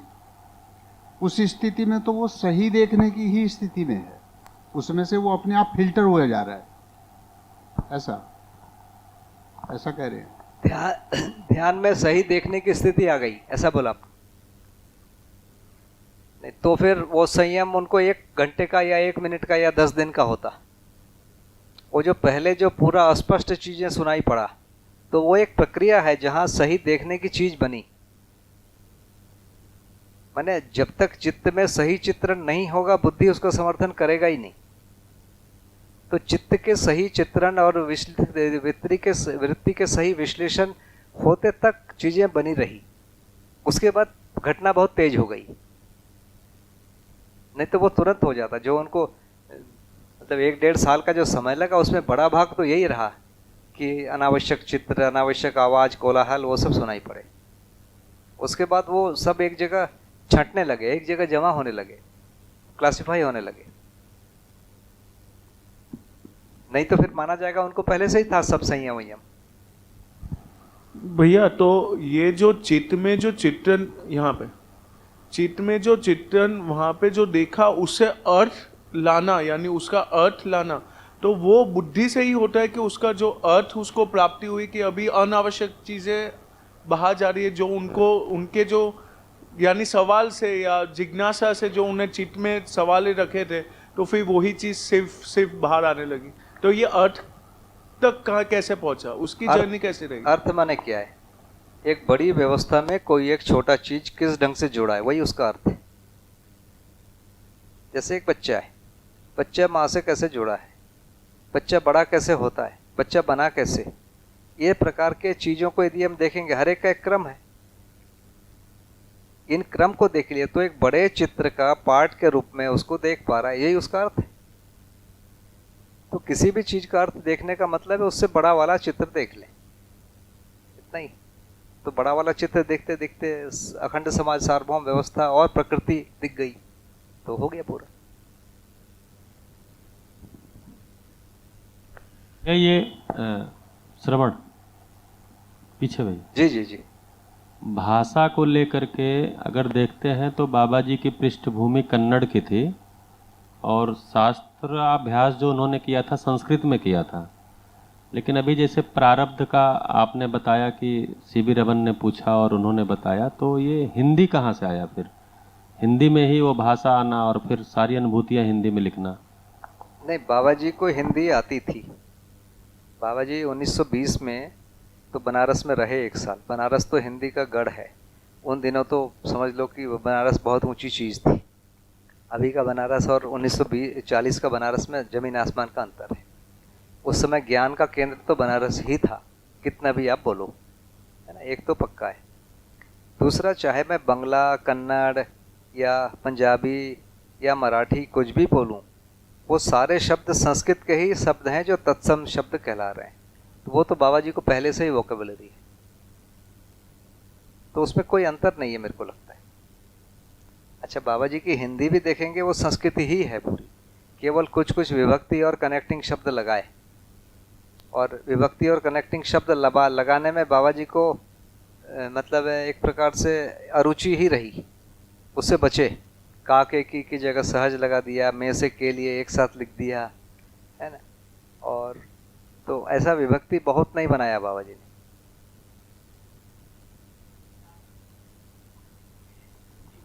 हाँ,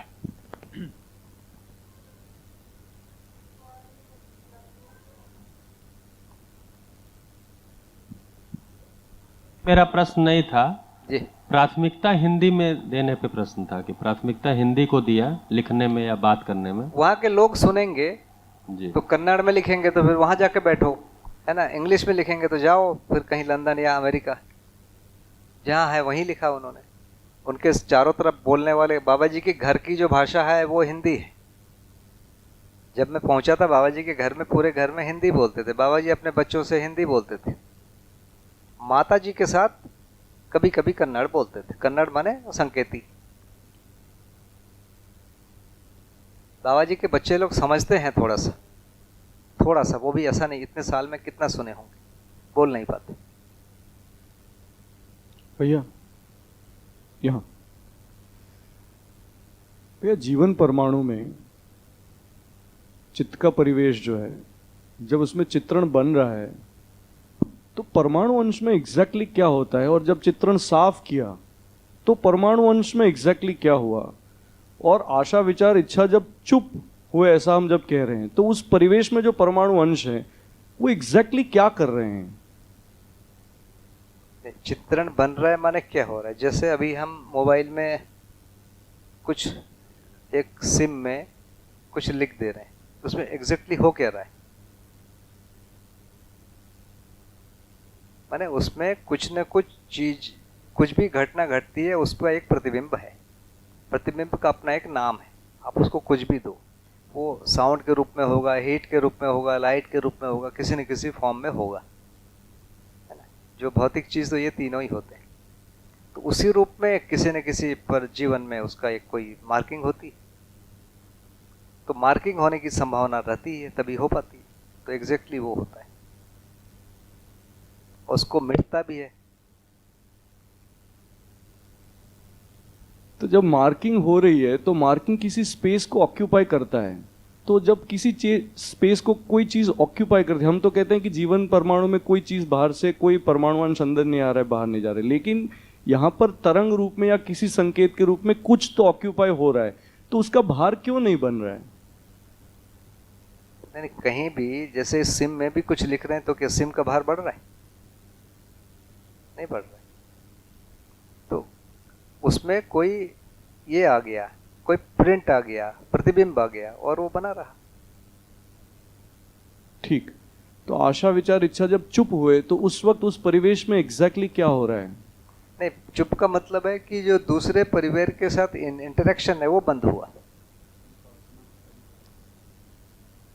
वो अपने आप में तो घूम ही रहे हैं अंश, लेकिन दूसरे परिवेशों के साथ, मतलब मन वृत्ति के साथ या मन शरीर के साथ जो इंटरेक्शन करता था वो रुक गया। इंटरेक्शन रुका आपस में, इसको बोल रहे हैं चुप होना। वो परिवेश में तो अंश घूम ही रहे हैं, वो बंद नहीं हो रहा है।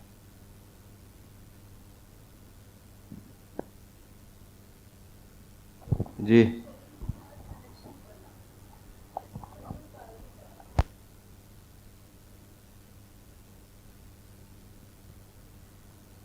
नहीं, संयम रोज 12 से 18 घंटे करते थे रोजाना। तो उसी दौरान में ये सब कुछ मैं ब्रह्म हूँ और व्यापक के साथ उनको सब कुछ जो है, सब कुछ दिखना, ये सब कुछ रहता था। उसके बाद जब वो शरीर के साथ कनेक्ट हो जाते थे, तब भी सब कुछ वैसे का वैसे ही चित्रित रहता था, या सब कुछ बता लेते थे? नहीं, शुरू में तो जैसे संयम शुरू किए तो कुछ कुछ अस्पष्ट चीजें आई, तो वो उनको याद रहता था कि जैसे आज मैं क्या सपना देखा हूँ, मुझे याद रहता है। पर हमें कुछ चीज़ें तो भूल ही जाती हैं। जब अब तो हमारा तो मतलब आशा विचार अच्छा के तक ही है हमारा, और हमारा तो जो स्वप्न में आता है उसमें कुछ याद रहता है, कुछ नहीं रहता। नहीं, कोई बढ़िया चीज आती तो बिल्कुल याद रहता है ना। कोई 10 करोड़ रुपया दे तो याद रहता है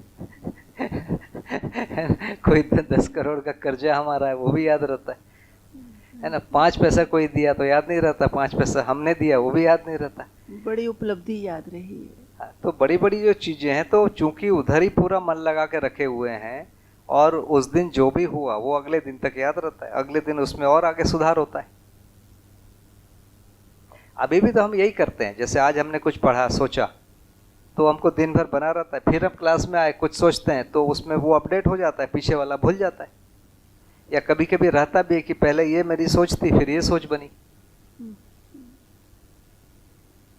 तो वो लगभग एक ही जैसी प्रक्रिया भी हम में हो रहा है। वैसा ही रोज एक बार, मतलब वो संयम करते थे एक दिन, और उसके बाद फिर वापस अध्यास आता था। तो खाना खाते थे, सोते थे, जो भी शरीर के कार्य हैं वो करते थे। लोगों से मिलते जुलते भी थे उस बीच। जब शरीर से कनेक्ट कर लेते थे उसके बाद? हाँ, वो तो एक साधना का स्थान है, वहाँ जाके ही वो जो करते थे, उसके बाद तो बिल्कुल कनेक्टेड। लोगों को ये नहीं पता होता था। जैसे बाबा जी को देख के ऐसा कभी नहीं लगा किसी को भी कि बाबा जी अलग हैं। एक बार बढ़िया मज़ेदार किस्सा है। बाबा जी बोले कि जब मैं साधना करता था तो कुछ दिन ऐसा मुझे लगने लगा कि मेरा जो शरीर है वो तो मेरा ही है और सिर वाला जो भाग है वो शंकर भगवान का है। देखिए, साधना वही कर रहे हैं ना, सारा दिन वही कल्पना में है, तो वही सब दिखता है। तो एक बार माता जी से पूछा अपनी पत्नी से कि मैं कैसा दिखता हूँ, तो माता जी बोली जैसे दिखते हो वैसे ही दिखते हो। तो अब एक मानसिकता में रहते हैं ना दिन भर, वैसी इसमें मतलब 12 घंटा कोई किसी में खोए रहे तो उसके बाद भी तो 2-4 घंटे वैसे ही रहेगा ना, वो कैसे अलग होगा। हम यहाँ से निकलते हैं तो क्लास ही तो हमारे ऊपर हावी रहता है, तो वो सब वैसे ही है जैसा मनुष्य का है। जी। तो बाबा जी के बारे में कुछ पढ़ रहे थे तो एक बात आई थी कि उन्हें ऐसा लगता था एक समय कि उन्हें शंकर भगवान के दर्शन होते हैं। तो ये उनका भ्रम था या होते थे, या ये भ्रम था या नहीं था, ये इसकी स्पष्टता कैसे हुई उनके अंदर? देखिए, शंकर भगवान कोई जीवन ही है ना फाइनली, तो किसी जीवन से बात हो सकती है, इसमें क्या आश्चर्य है।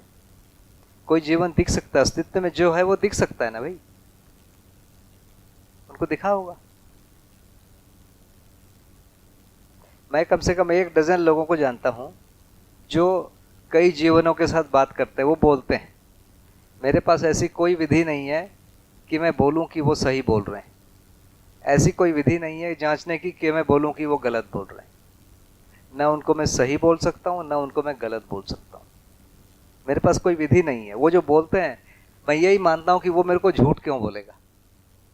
अब झूठ बोलने का कोई कारण चाहिए ना।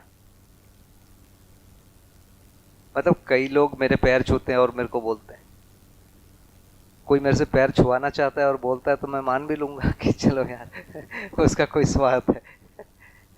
तो वो कोई मोटिव समझ में नहीं आता है मेरे को, इसीलिए वो झूठ बोल रहे हैं, मैं विश्वास नहीं करता, है ना। हो सकता है वो भ्रम में हो। ये एक जगह मैंने बना कर रखा है कि वो बेचारे भ्रम में हैं लेकिन झूठ नहीं बोल रहे। मैंने ये जगह बनाया हुआ है कि उनकी नीयत साफ है, बेचारे जागृत नहीं तो क्या। जैसे मैं भी आपको क्लास में जो बोल रहा हूँ, बेसिकली अपनी मान्यताएं तो बोल रहा हूँ ना, इसके पीछे मेरा ये मोटिव नहीं है कि आप लोगों को मैं बुद्धू बनाऊं, आपका शोषण करूं, ये मानसिकता नहीं है। लेकिन जितना मेरा भ्रम है उतना तो जा ही रहा है मेरे साथ साथ, है ना। उसको मैं कैसे कम करूं? नहीं, बिल्कुल मेरे पास ऐसी शक्ति ही नहीं है कि अपने भ्रम को कम करके आपके पास भेजूं, नहीं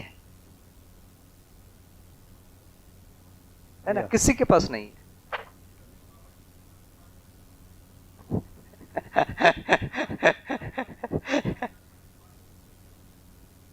नहीं, देखिए, कभी कभी बाबा जी को सपने में देखता हूँ।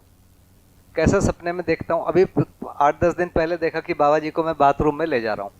बाबा जी के जो आखिरी दिन थे तो वो चल नहीं पाते थे, 1-2 लोग मिलकर ले बाथरूम, तो वो देखा। अब इसको मैं क्या बोलूँ कि अब बाबा जी आए और मेरे को बोलेंगे तुम बाथरूम ले चलो। ये तो नहीं होगा ना, अभी तो शरीर भाव वाला चीज नहीं है। तो ये मेरी कल्पना है अभी जो देखा है। तो कुछ बढ़िया भी चीज देख लेता हूँ, बाबा जी के साथ बैठे हुए कुछ बात कर रहा हूँ, तो पहले भी बात किया हूँ, तो हो सकता है वही वाला बात है, वही चित्र है, या कोई नया चित्र बना, वो भी हो सकता है। तो मेरी कल्पना ही है, पर मेरे लिए खुशी इस बात की है कि मैं किसी लफंगे को नहीं देख रहा हूँ, मैं बाबा जी को देख रहा हूँ, है ना। मैं इस बात से खुश होता हूँ कि यार मेरी सपने भी हाई ग्रेड के हैं।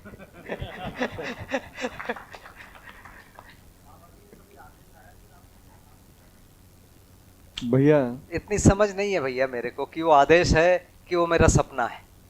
मान लो सपने में कुछ बोला बाबा जी ने, है ना, अब वो बाबा जी का आदेश है कि मेरी कल्पना है, मैं इसको अलग नहीं कर पाता, है ना। बहुत साफ साफ तो मुझे नहीं लगता कि कोई एक भी आदेश आया है आज तक।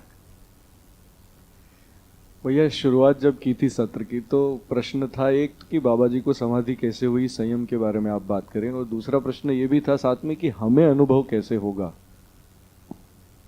तो ये वाला यदि क्लोज हो जाए तो वहां जाएंगे। जी एक प्रश्न था भैया। जी भैया। ये जैसे आपने इसमें बोला ना कि ये मन जो है शरीर के साथ नहीं, उसके अंदर में क्रॉस लगाया आपने और बाकी क्रियाएं शुरू रहते हैं, लेकिन जागृति क्रम के अंदर में और अध्ययन के अंदर में और समाधि और संयम की स्थिति जब बनती है और अपना क्वेश्चन जो है चित्त में रखते हैं, तो उस समय ये जब हमने तो अध्ययन पूरा किया है, अध्ययन तो सारा ही हो गया, उसमें सामाजिकता भी आ गई, संस्कृति सभ्यता विधि व्यवस्था भी आ गई और उसके साथ साथ फिर ज्ञान विवेक विज्ञान भी आ गया। तो ये सारी चीज़ें आने से फिर क्या उसके अंदर में जो इंद्रियों के साथ कनेक्शन है वो भी तो आएंगे ही ना? जी, छोटा सा प्रश्न था भैया। बढ़िया प्रश्न है। इसको समाधि में ये सारा क्रॉस है ना? संयम में ये क्रॉस है, बाकी ये सब खुल गया,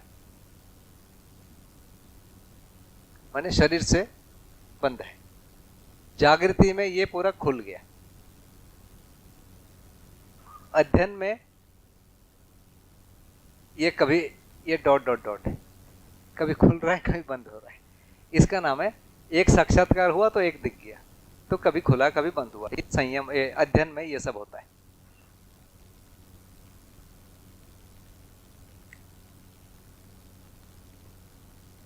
हाँ भैया जी, ये जो बार बार एक बात प्रश्न बन रहा है कि ये जो विचार पक्ष शुरू हो जाता है, चालू होता है, तो ये तो विश्लेषण क्षमता ही तो, विश्लेषण क्षमता का ही तो विकास है। विश्लेषण क्षमता बढ़ गई है, मतलब ऐसा कह रहे हैं। बढ़ना नहीं है जी। देखिए, विश्लेषण चित्त के अनुरूप होने लगता है, चित्रण जो है बुद्धि के अनुरूप होना है। बढ़ना घटना कुछ भी नहीं है, उतना ही है, वो होने के रूप में उतना ही है। हाँ, वो कर पा रहे हैं उस स्थिति को कह रहे हैं। तो ये जो वृत्ति की मनमानी है, बिना चित्त के मान के करेगा केवल। देखिए, वो जो एक थोड़ा सी बात और कह देता हूं यहाँ पर, एक इसको मिटाता हूं थोड़ा सा।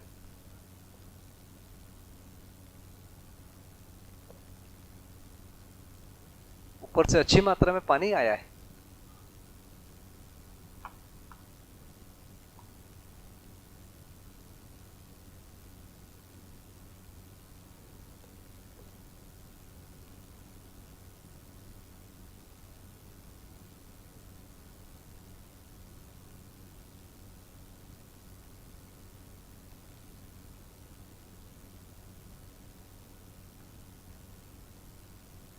हम ये कहते हैं कि मन और वृत्ति के बीच में भास होता है। वृत्ति और चित्त के बीच में आभास होता है।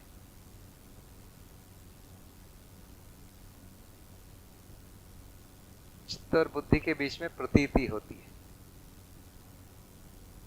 इसमें एक विधि है, मन वृत्ति के अनुरूप हो जाए, इसका भी नाम भास है, या वृत्ति मन के अनुरूप हो जाए, इसका भी नाम भास।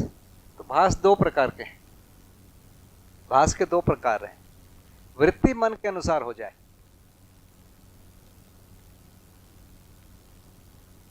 तो ये शरीर मूलक हुआ।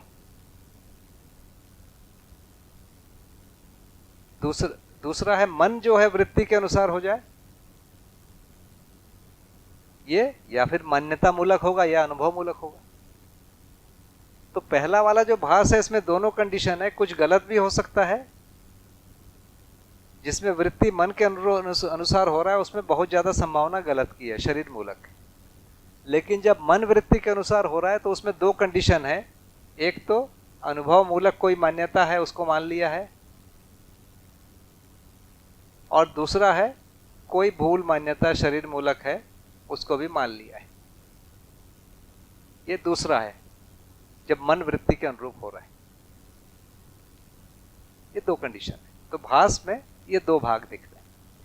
आभास में वैसे ही दो भाग है। जब चित्त जो है वृत्ति के अनुसार हो रहा है, ये शरीर मूलक ही हुआ, और जब वृत्ति चित्त के अनुसार हो रहा है, ये आभास। ये भी दो प्रकार के हैं, यही दोनों है फाइनली। अनुभव मूलक है या कोई मान्यता है ना। मान्यता में भी बहुत सारी सही मान्यता है या कुछ गलत मान्यता भी होगी। लेकिन जब प्रतीति के रूप में देख जा रहे हैं, तो प्रतीति में बुद्धि चित्त के अनुसार कभी भी नहीं होगी, कभी भी नहीं होगी, इसीलिए प्रतीति गलत नहीं होती। जब भी होगा चित्त जो है बुद्धि के रूप में होगा, इसलिए प्रतीति एक ही प्रकार की होगी, मतलब सही ही होगी। इसमें जो है भास और आभास में दोनों प्रॉब्लम है। हमने किसी को अच्छा मान लिया, वो अच्छा नहीं है, ये भी होगा भास में और आभास में। प्रतीति की जगह से गलतियां समाप्त हो जाएगी। इसीलिए आप देखेंगे कि भास की परिभाषा दोनों प्रकार से लिखा हुआ है बाबा जी। बहुत सारी परिभाषा शुरू में बहुत हल्का है, आगे जाके हम देखते हैं कि एकदम टाइट है। तो टाइट वाला पूरा अनुभव मूलक भास को लिखा हुआ है।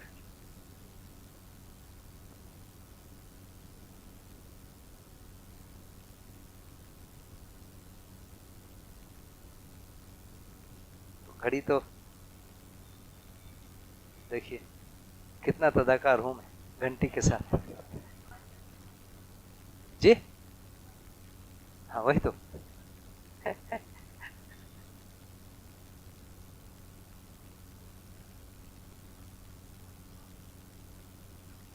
होता है ना, कोई सोचता है कि मैं राजा हूं उससे बड़ा क्या भ्रम है बताइए ना। वैसे आपके हिसाब से सबसे बड़ा भ्रम क्या है? मैं शरीर हूं। मेरे हिसाब से सबसे बड़ा भ्रम यह है कि मेरे को अनुभव हो गया है।